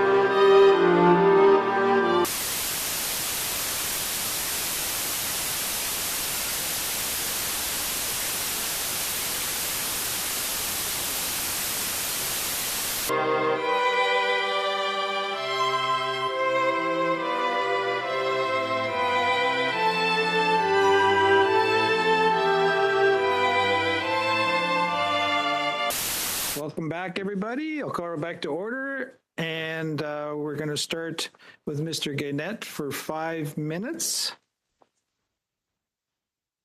Away we go. Bonjour. Hello, my name is Jasmin Guénette. I'm VP National Affairs with the Canadian Federation of Independent Businesses. And I would like to thank the members of this committee for its kind invitation. I'll be making my introductory comments in French, but I am available to answer questions and able to answer questions in French and English. The CFIB represents 97,000 business owners in all sectors of the economy across the country. 70% of our members are businesses with 9 or fewer employees, and 28 of our members are 20% rather of our members are businesses with 10 to 49 employees. Currently, the level of optimism among Canadian entrepreneurs is very low. This is the finding of our monthly Business Barometer survey. We've been measuring optimism for a few decades now. So not only are optimism levels low, but most entrepreneurs would not recommend Canadians to go into business due to the very high operating costs, the economic uncertainty, and the tax burden. When we ask our members what factors most limit your growth in your business, most say it's because of insufficient demand. So in other words, consumers are spending less. When asked what the main cost pressures are for their business, our members put the cost of insurance, the cost of taxes and regulations, and payroll costs in the top 3 positions. It's important to note that borrowing costs have risen sharply in recent years. Not only have borrowing costs risen in recent years, but SME financing applications have increased significantly over the years. So they've gone from 35% to 58% between 2012 and 2022. Financing applications are approved for 94% of medium-sized business owners, compared with just 77% of micro business owners. When the Bank of Canada began raising its key rate to combat inflation, the proportion of SME owners struggling to meet their borrowing costs jumped from 21% in January 2022 to 39% in May 2023. To ensure the success of our entrepreneurs, to ensure the success of our SMEs, public policies like environmental policies must avoid increasing the regulatory, administrative, tax, and financial burden on our SMEs. If an ESG criteria are imposed on financial institutions and large corporations, they could be imposed on their customers, which could lead to higher costs for SMEs and make financing less accessible and more expensive. So we urge parliamentarians not to impose new legislation that would increase red tape and costs for SMEs. Thank you. Mr. Guénette, Ms. Taylor for 5 minutes. Thank you, Mr. Chair. There you are. There was an echo. Am I okay to go? Yep, no, you're good to go. Okay.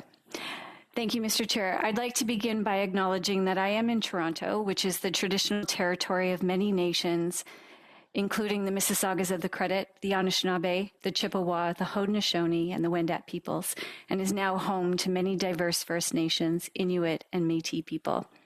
Thank you for the opportunity to speak with committee members today and contribute to your study on environment and climate impacts related to the Canadian financial system. I would like to thank you for offering me this opportunity to speak to the committee today and to contribute to your study on environment and climate impacts related to the Canadian financial system. I am an EY partner who is leading our sustainability work for all levels of government in Canada. I have a public sector experience, which includes serving as the City of Toronto's Chief Financial Officer and an Assistant Deputy Minister and Chief Administrative Officer in the province of Ontario. I currently sit on the Canadian Public Sector Accounting Board, and I'm working with the International Public Sector Accounting Board to help develop sustainability standards. Many see environmental sustainability standards as a compliance exercise or a nice to have, but they are a powerful economic tool that are essential to grow Canadian companies and increase our productivity and international competitiveness. Over 20 countries, representing 55% of global GDP, including Canada, have announced timelines for alignment to these standards or already using them as a basis for their own regulatory frameworks. In addition, the EU Corporate Sustainability Reporting Directive is reshaping how companies evaluate the risks and opportunities of environmental, social, and governance issues. This impacts both European companies and companies with substantial economic interests in the region. EY works with financial institutions across the globe to identify these sustainable business opportunities, to consistently and transparently engage with capital markets, and to help them transition to the economy of the future. The private and public sectors must work in lockstep to ensure that regulatory systems are aligned so that we can fully harness the power of this economic opportunity. We know that markets don't like uncertainty. And what we've seen is investors in capital markets driving the need for increased disclosures to help assess risks. We know with certainty, globally recognized and adopted financial standards have created a consistent language which has enabled a global marketplace. Sustainability standards for both the public and private sectors are needed to create a similar platform that allows comparison of data and information. They provide clarity, they help eliminate stakeholder confusion, and they decrease uncertainty. Over the last year, I have been working with some of the world's largest pension funds and asset managers. They are committed to invest in transition projects and seek jurisdictions that are committed to transition investment and sustainability disclosure. They also want the confidence that the investments will drive the intended outcomes. Sustainability standards are already being used by investors and banks to determine access to capital and cost of capital. It's a simple supply and demand issue. More capital supply leads to more affordable capital. A smaller access pool means less attractive rates and more expensive costs that put Canadian businesses at a disadvantage. As jurisdictions around the world adopt sustainability standards quicker than Canada, they are demanding transition and risk disclosures. Canadian companies that participate in the disclosures will be more competitive from both a market share and a growth perspective. Companies that do not participate in disclosures run the risk of being unable to participate in supply chains. Canadian companies who export to jurisdictions which are further advanced in adoption of sustainability disclosures are at risk of becoming ineligible for these business opportunities and at risk of losing market share. In closing, the alignment of public and private sector sustainability standards is essential for the economy. It will increase comparability, decrease uncertainty, and increase access to capital at competitive rates. Sustainability disclosures are essential for the economy and, yes, also good for the environment. I recommend Canada harmonize and adopt both the private and emerging public sector sustainability standards. Thank you so much for the opportunity to appear today. Thank you, Ms. Taylor. Mr. Scott for 5 minutes. Great. Thank you very much for having me. I'm Adam Scott, the Executive Director of SHIFT, a nonprofit education and advocacy project focused on aligning Canada's financial sector on climate. I'm joining from Toronto, the traditional territory of many First Nations, including the Mississaugas of the Credit, the Anishinaabe, the Chippewa, the Haudenosaunee, and the Wendat peoples. I'm a career climate expert with more than 20 years of experience working to solve this issue through research, policy, and solutions. And along with many other colleagues who have provided testimony here, I was an author of the Policy Roadmap for a Sustainable Financial System in Canada. I'll start with the bottom line, reflected by many other experts you've heard from. We simply cannot achieve Canada's climate obligations without new policy to align our financial system with science-based targets. The stability of our financial system and the long-term growth of our economy are very much at risk here. This isn't just a moral argument, this is a financial one. As you will all appreciate as lawmakers, many of the most critical decisions that determine Canada's progress on climate aren't actually made by politicians. These decisions are made behind the closed doors of financial institutions and corporations in their day-to-day business. Wherever capital is allocated, money is borrowed, debt is issued, financial investment decisions made, that's often where the rubber actually hits the road on climate every single day in this country. But how many everyday financial decisions are actually being made through the filter of a credible, science-based climate plan?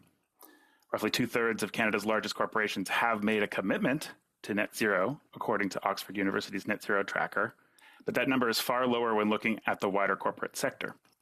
Unfortunately, even for companies and institutions that have those commitments, they're rarely followed up with credible climate transition plans for achieving them. So every single day, financial decision-making in Canada has largely continued with business as usual, financing climate failure and putting the stability of our entire financial system in danger. Expert colleagues in these hearings have highlighted, in particular, the failure of Canada's largest banks to back up their net zero commitments with credible climate plans, in particular, the obvious requirement to end new finance for coal, gas, and oil, while also directing adequate capital into credible climate solutions. At Shift, we focused on the climate plans of pensions, Canada's largest asset owners. As long-term buy and hold investors, pensions are acutely vulnerable to climate risks and stranded assets. And while we are starting to see voluntary leadership and climate plans emerging from some pensions, proof that credible climate plans are real and very achievable, we also still see far too many pension plans, like the Canada Pension Plan, still refusing to set interim targets while continuing to make investments in fossil fuel expansion that directly bets against climate safety. We are also troubled by obvious governance failures on climate, in particular the prevalence of directors cross-appointed to boards of fossil fuel companies and financial institutions at the same time, creating the obvious potential for serious conflicts of interest when discussing this topic, and this is an issue raised by others. I hope by this stage in your study you'll fully appreciate the dangers of climate failure for Canada and for the economy. This is already causing damage to our economy and the global economy, and our ability to grow GDP. This is a headwind to GDP growth that without action will get worse every single year. Canadian financial institutions are highly exposed to stranded assets, which can lose value suddenly as the energy transition already underway continues to accelerate. Thankfully, we have the tools available to modernize our financial regulations on climate. And the first building blocks are underway. You've been talking about them already, putting in place a credible green taxonomy that excludes fossil fuels from green or transition labeling. Greenwash is already widespread in financial circles, and we can't allow new loopholes that would allow that to continue. And climate disclosure rules are also essential. It's really good to see first steps announced to amend the Canada Business Corporations Act for major companies to align with international climate reporting standards. This trend will need to continue at full speed. But those are baseline moves that are not enough alone to align financial flows with climate safety. So along with many other experts, I'll direct the study toward the need to adopt the measures found in the Climate Aligned Finance Act, which, as we've heard, is a detailed, ambitious, and practical blueprint for moving past disclosure into regulating alignment directly through a variety of measures. But I'll remind you again, this is an unprecedented situation. The climate crisis continues to get worse, carrying with it complex and potentially cataclysmic financial risks. And our brittle and dated regulatory system is not fit in its current state to ensure Canada's financial sector lives up to its reputation for stability and prudence. So I'll conclude by urging this committee to understand that the policy reforms we're calling for should really be seen as inescapable because they're ultimately required to protect the financial system and meet our climate goals. And the question is really, when will we put them in place? Will it happen quickly enough? Thanks very much. Thank you, Mr. Scott. Dr. Sarah, we're just going to do a little test with you. If you can just say where you're at, and so the translators can see how the levels work. Good afternoon. I'm tuning in from Bowen Island, British Columbia. There's a very big echo. Yeah, you might have to put up with that. How's things in translation?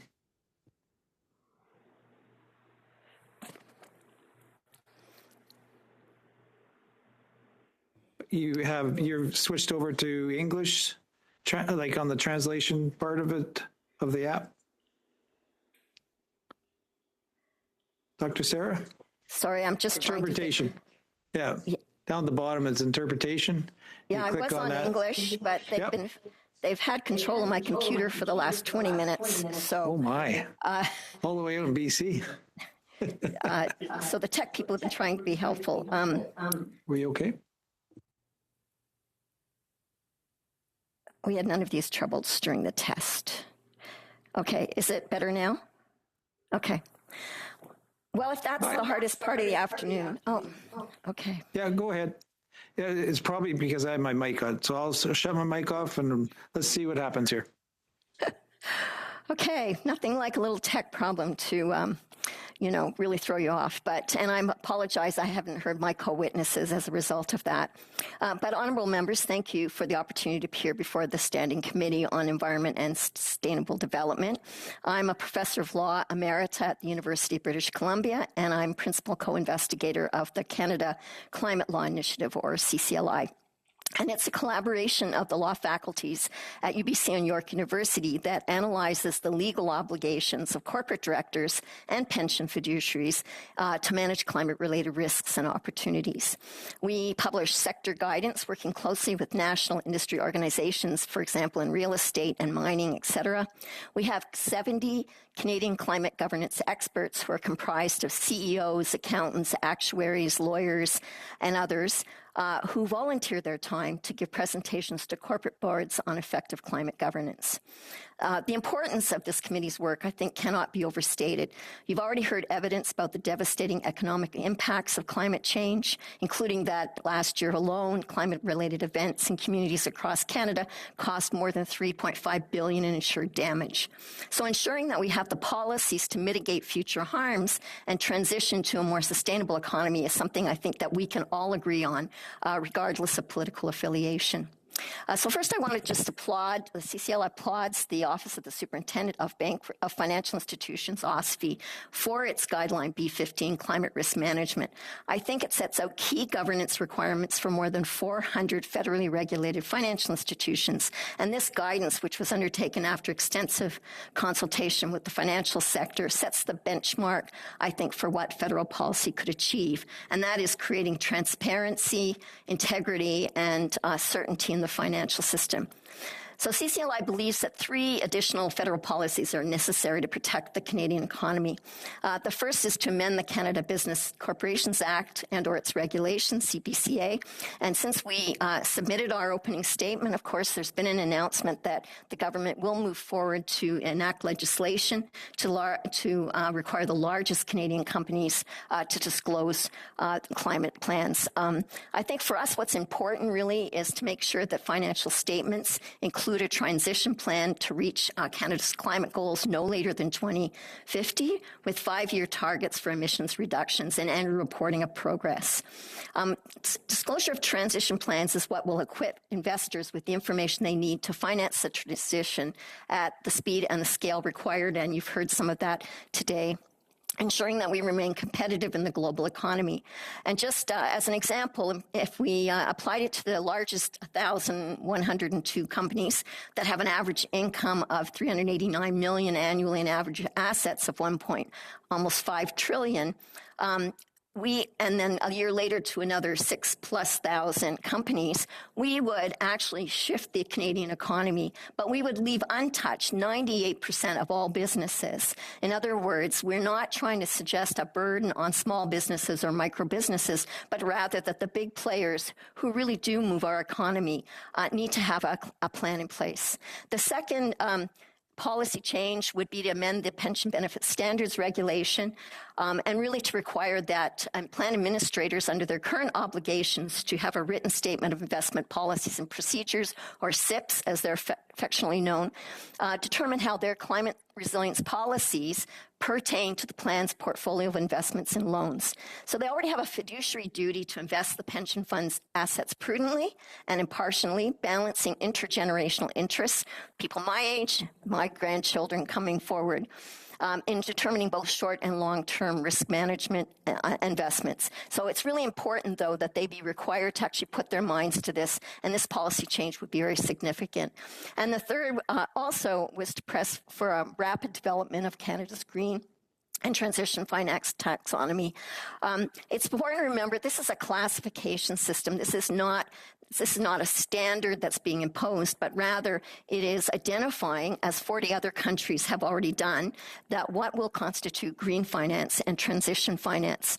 An estimated $115 billion annually is required for Canada's low-carbon transition, and a science-based taxonomy will create the market integrity, clarity, and interoperability globally necessary to accelerate global capital to come and invest in Canada's businesses.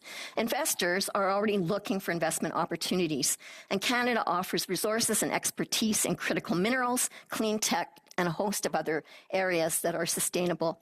But without a common classification system of investing that transition, capital will definitely flow to other jurisdictions that are ahead of us in adopting it. More than 26 Canadian financial institutions already endorsed the Sustainable Finance Action Council's roadmap, and it's important now to get that council in place before the end of the year so that they can do their work. And with those comments, I'll sort of leave you for the discussion. Thank you. Thank you. Thank you, Dr. Sarah. You might, if you move your mic down just a hair.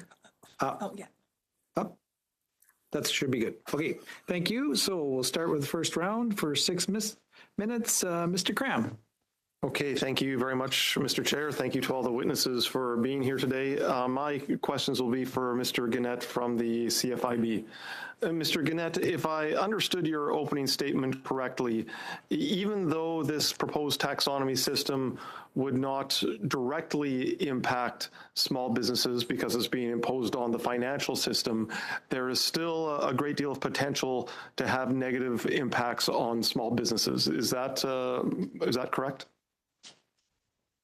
Yes, it's correct.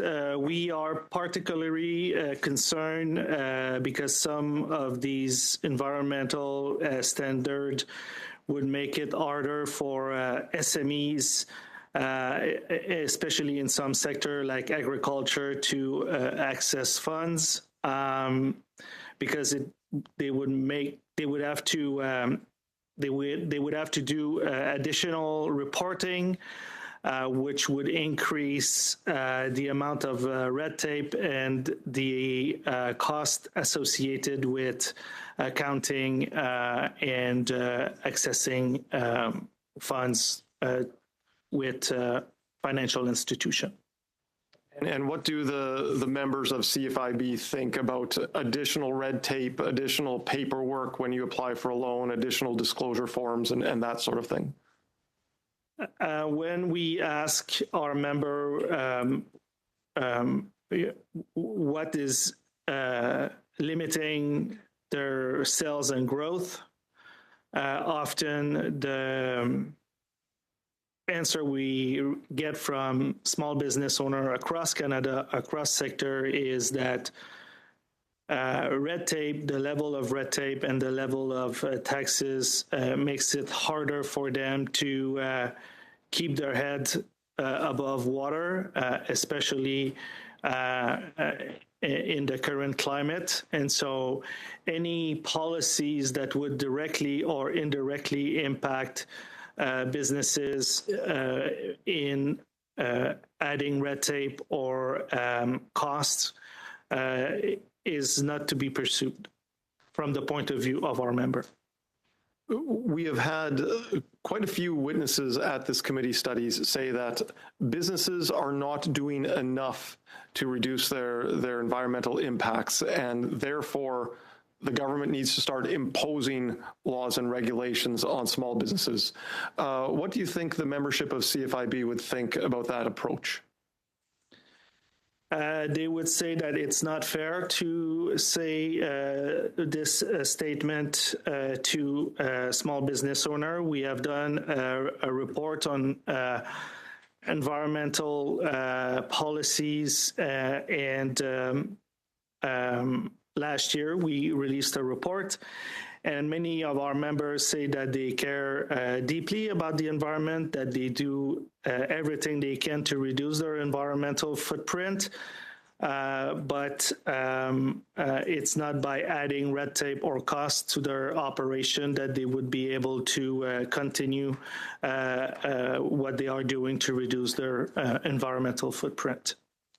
And the report released last year that you referred to, I believe it's called the Working Together Developing Environmental Policy with Small Businesses in Mind. Is that the report's? Correct. Okay. Yes. And in this report, small businesses said that they have their own environmental priorities. Can you elaborate on what the environmental priorities are? Yes, and I have the report with me, and so one is to increase the recycling, for example, that they want to make sure that they recycle as much as they can or reuse as much as they can. Renovating and reducing their electricity consumption and their energy bill is another measure that they take to reduce their environmental footprint. Reducing the usage of plastic, buying or renting equipment that are greener. So that's the kind of things that our members are saying that they are doing to reduce the environmental footprint of their small business.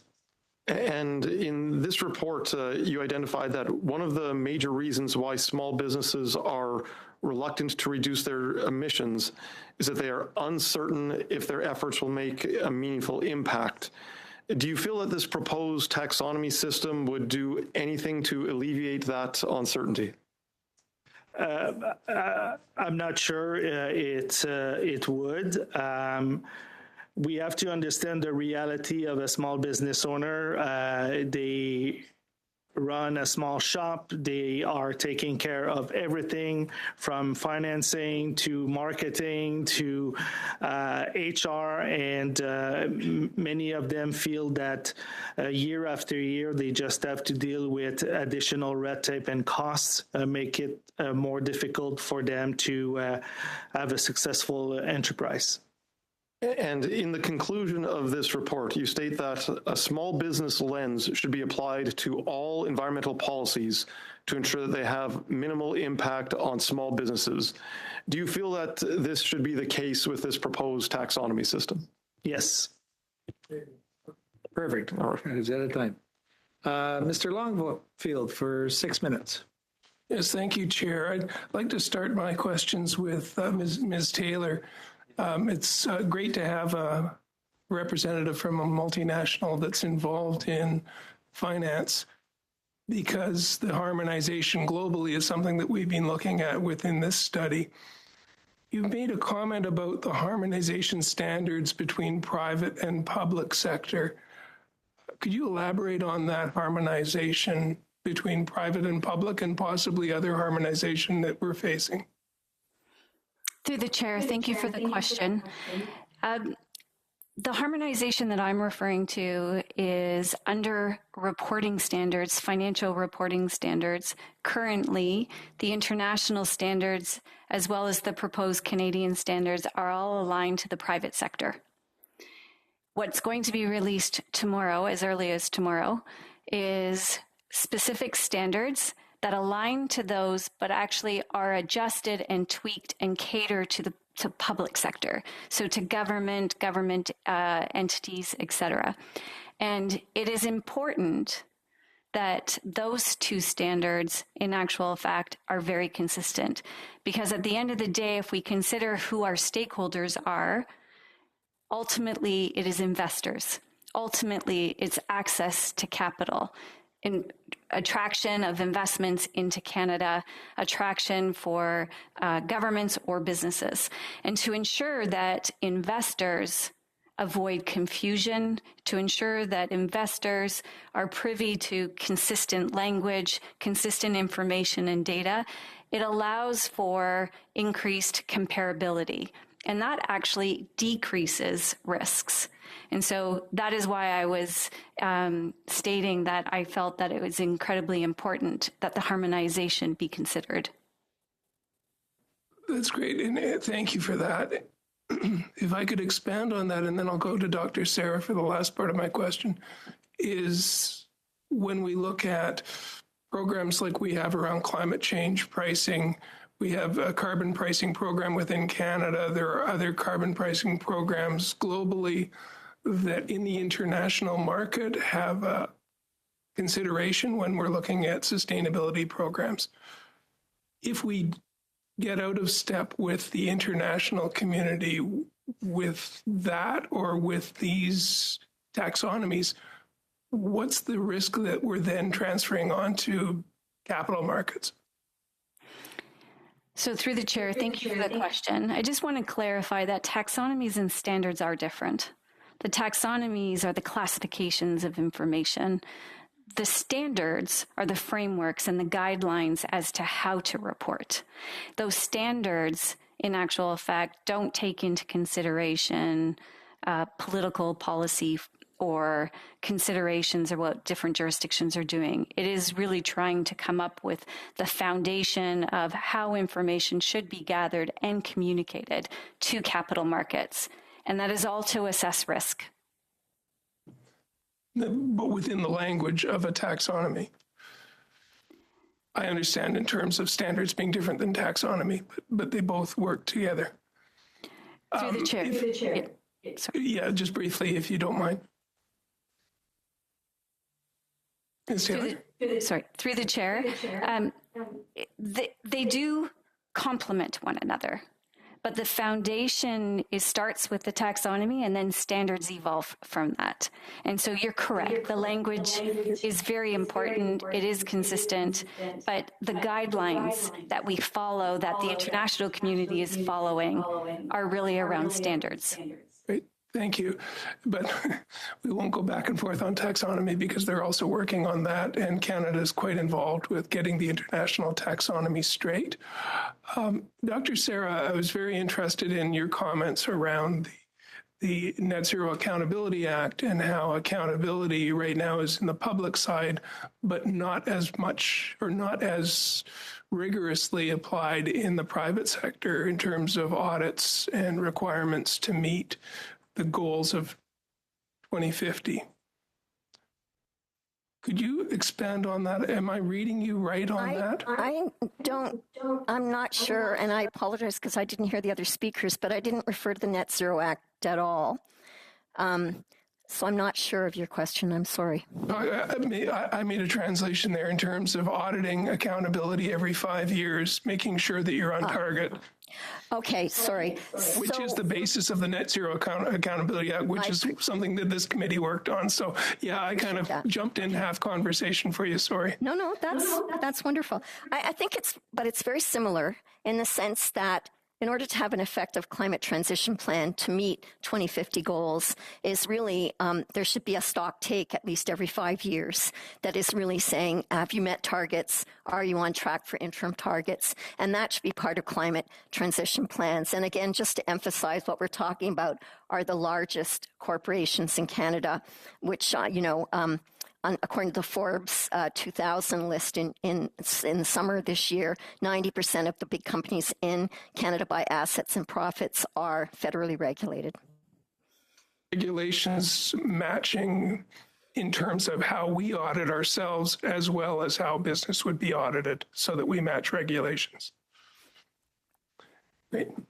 Thank you very much. Over to you, Chair. It's 6:05.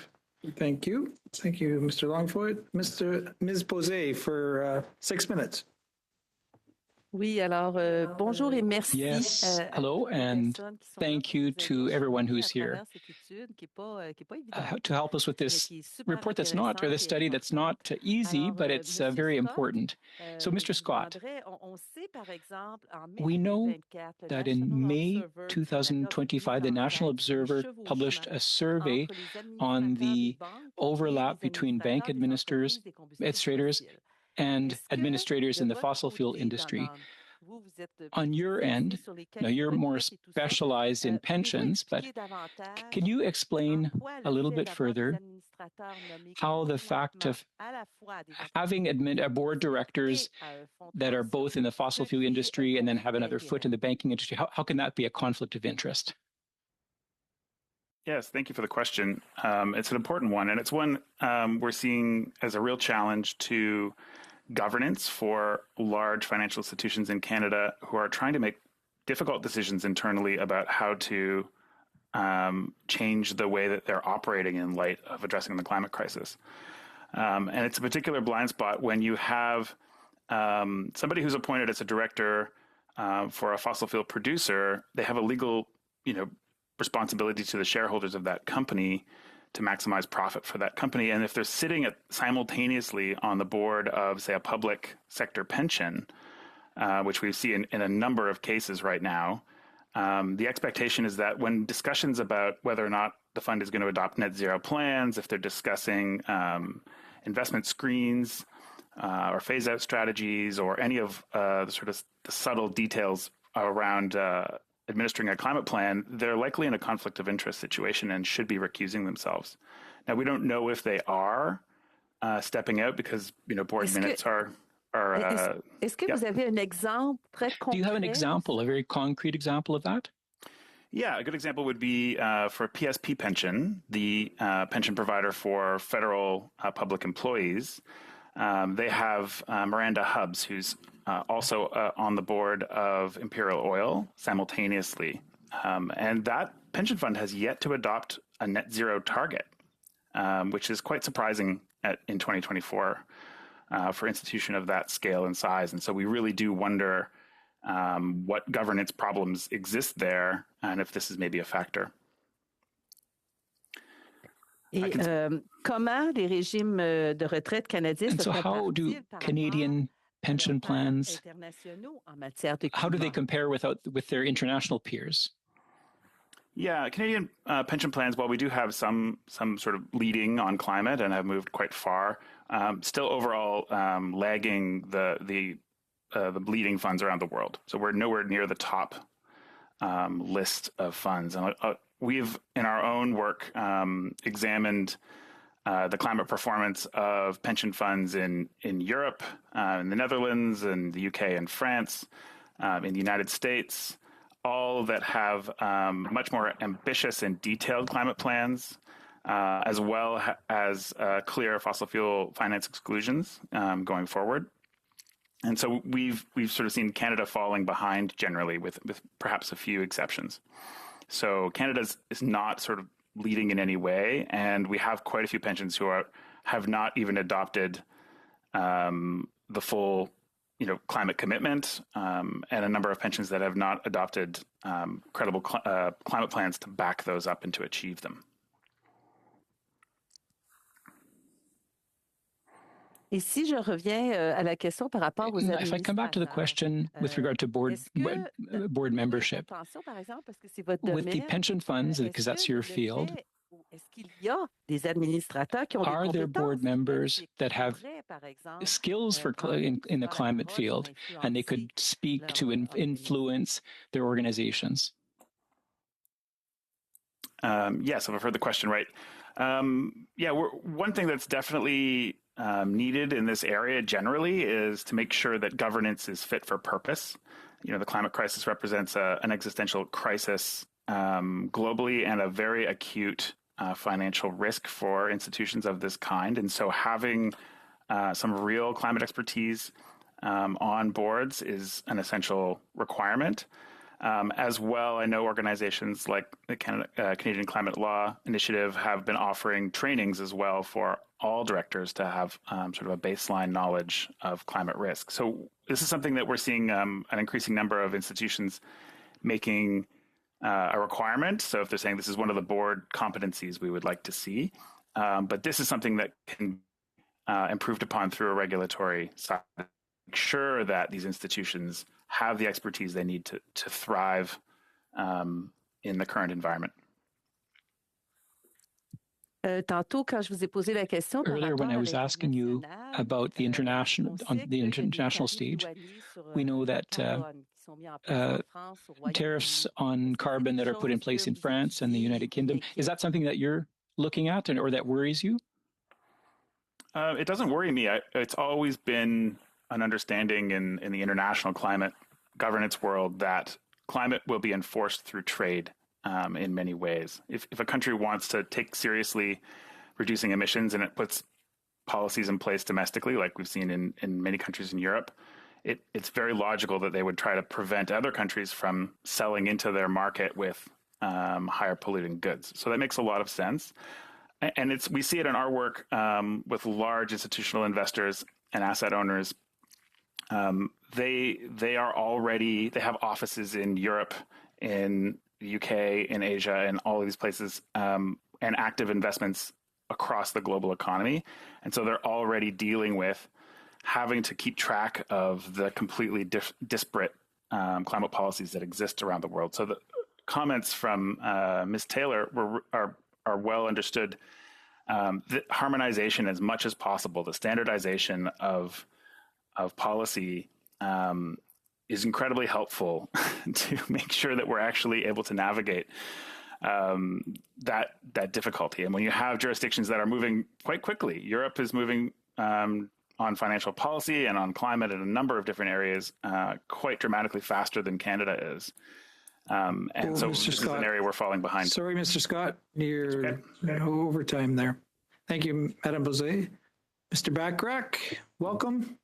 You have 6 minutes. Thank you very much, Mr. Chair, and thanks to the committee for allowing me to come back and sit in for my colleague, Ms. Collins.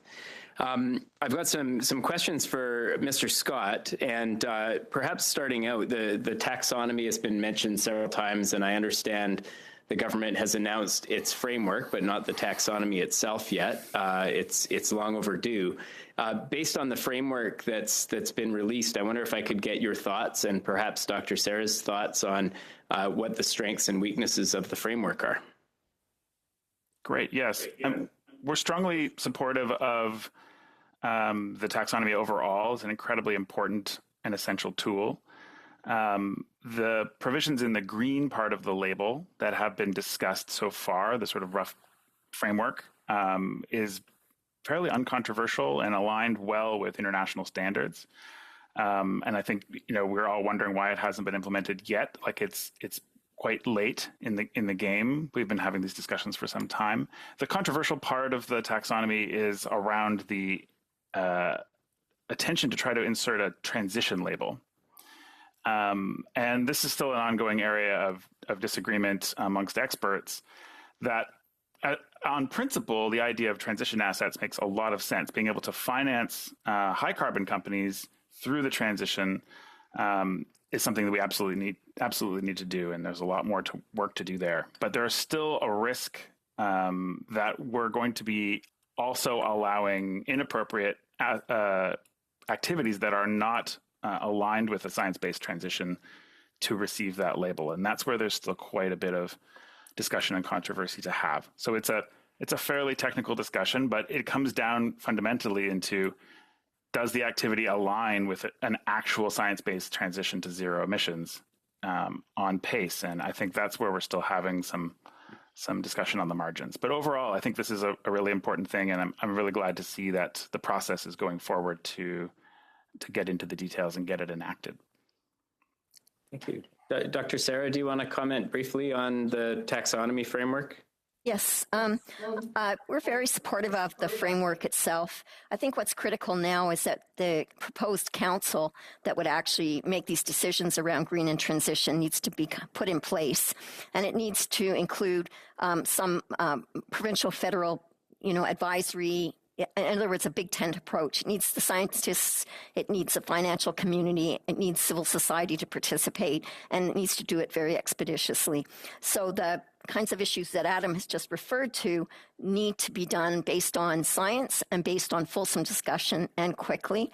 And that's where I think my concern would be to just move quicker. We don't even have the beginning yet. We just have the principles and the roadmap, which are good, but we need to move forward. Shifting back to Mr. Scott, pardon the pun, your 2023 pension report card highlighted that even the most climate-aligned pensions in Canada are still lagging far behind many of our international peers, including in the United States. Why do you think Canada is lagging so far behind when it comes to these pension funds? Yeah, it's a tough conversation to have in Canada. When you make a net zero commitment, you're committing to a science-based pathway. So it's not just whatever you think that means. It has concrete definitions. There are international experts that have been clearly defined. This is what's required for a net zero commitment for a financial institution to be credible. And that's what we've been assessing for large financial institutions in our work at Shift. One of the key provisions that's in there is to stop financing the cause of the climate crisis, which is fossil fuels. And that piece has been very challenging in Canada, obviously, because of our entanglement with the oil and gas industry. And so it's challenging discussion to have. It's not meant to be punitive to any individuals, but it's the harsh reality of what climate action requires. And that's what's really holding a lot of Canadian institutions back. Recently, the Ontario Municipal Employees Retirement System and the Healthcare of Ontario Pension Plan released climate strategies. What do these strategies look like? Yeah, so you get a long-term target in place. You say we're going to commit to net zero. The next step is to say, okay, what are our benchmarks? We've been talking about 5-year check-ins and plans. So what's the 5-year target to make sure that investment decisions made today are made under that framework? You have to make sure that you have a plan to engage the companies that you own to make sure that they're aligning with your goals as well. So that's a credible engagement plan. You're looking through making sure that all of the investment decisions going forward are made through a lens of those details. And you want to make sure you have the expertise on board. You know how to understand this challenge, to have that internally in your organization. We're also seeing funds allocating more capital towards climate solutions in their plans, and that requires a lot of skill. So that's an area where we're starting to see a lot of funds moving as well. So it's a difficult process, but those are the sorts of details you'll see in a credible climate plan for an institution. Thank you, Mr. Scott. Dr. Sarah, you mentioned small and micro businesses, and our representative from the Canadian Federation of Independent Business also is concerned and preoccupied with their needs, as am I. This conversation around sustainable finance, how should small businesses understand this conversation and the impact that it potentially poses on their operations, given that many small businesses don't have a lot of flexibility or a lot of risk tolerance? They're trying to eke out a living in small communities across the country. Is this conversation really focused on the biggest players in Canada's economy, or should small businesses also be concerned or at least paying attention to the direction this is going? Well, I think there are two aspects to that answer. Certainly, the CCLI's view that some of the big businesses, there needs to be parameters about what they're required to do in climate action plans is important. And as I mentioned, 98% of businesses would be unaffected by that in this country. I think for small businesses, the taxonomy will be very helpful if they're trying to do innovative work in clean tech, new mining technology, et cetera. There's no question. We worked with the mining sector, for example. We had done a mining guide, but then we did another run with several industry organizations to look at really tiny businesses that were just either doing just exploration or exploration pre-development to say, what are the kinds of concrete steps you could take to attract capital, to show that you've got a commitment without any sort of big mandatory standards. And so I think it's partly a question of education's not the right word, but actually building capacity in the small and micro economy by supporting them as opposed to a top-down kind of thing. And I think there's huge possibilities there. Thank you very much, Mr. Bachrach. I see we're out of resources and we don't have time for another round, so I will adjourn the meeting. Thank you very much. Thank you for the witnesses that are coming out. Take care.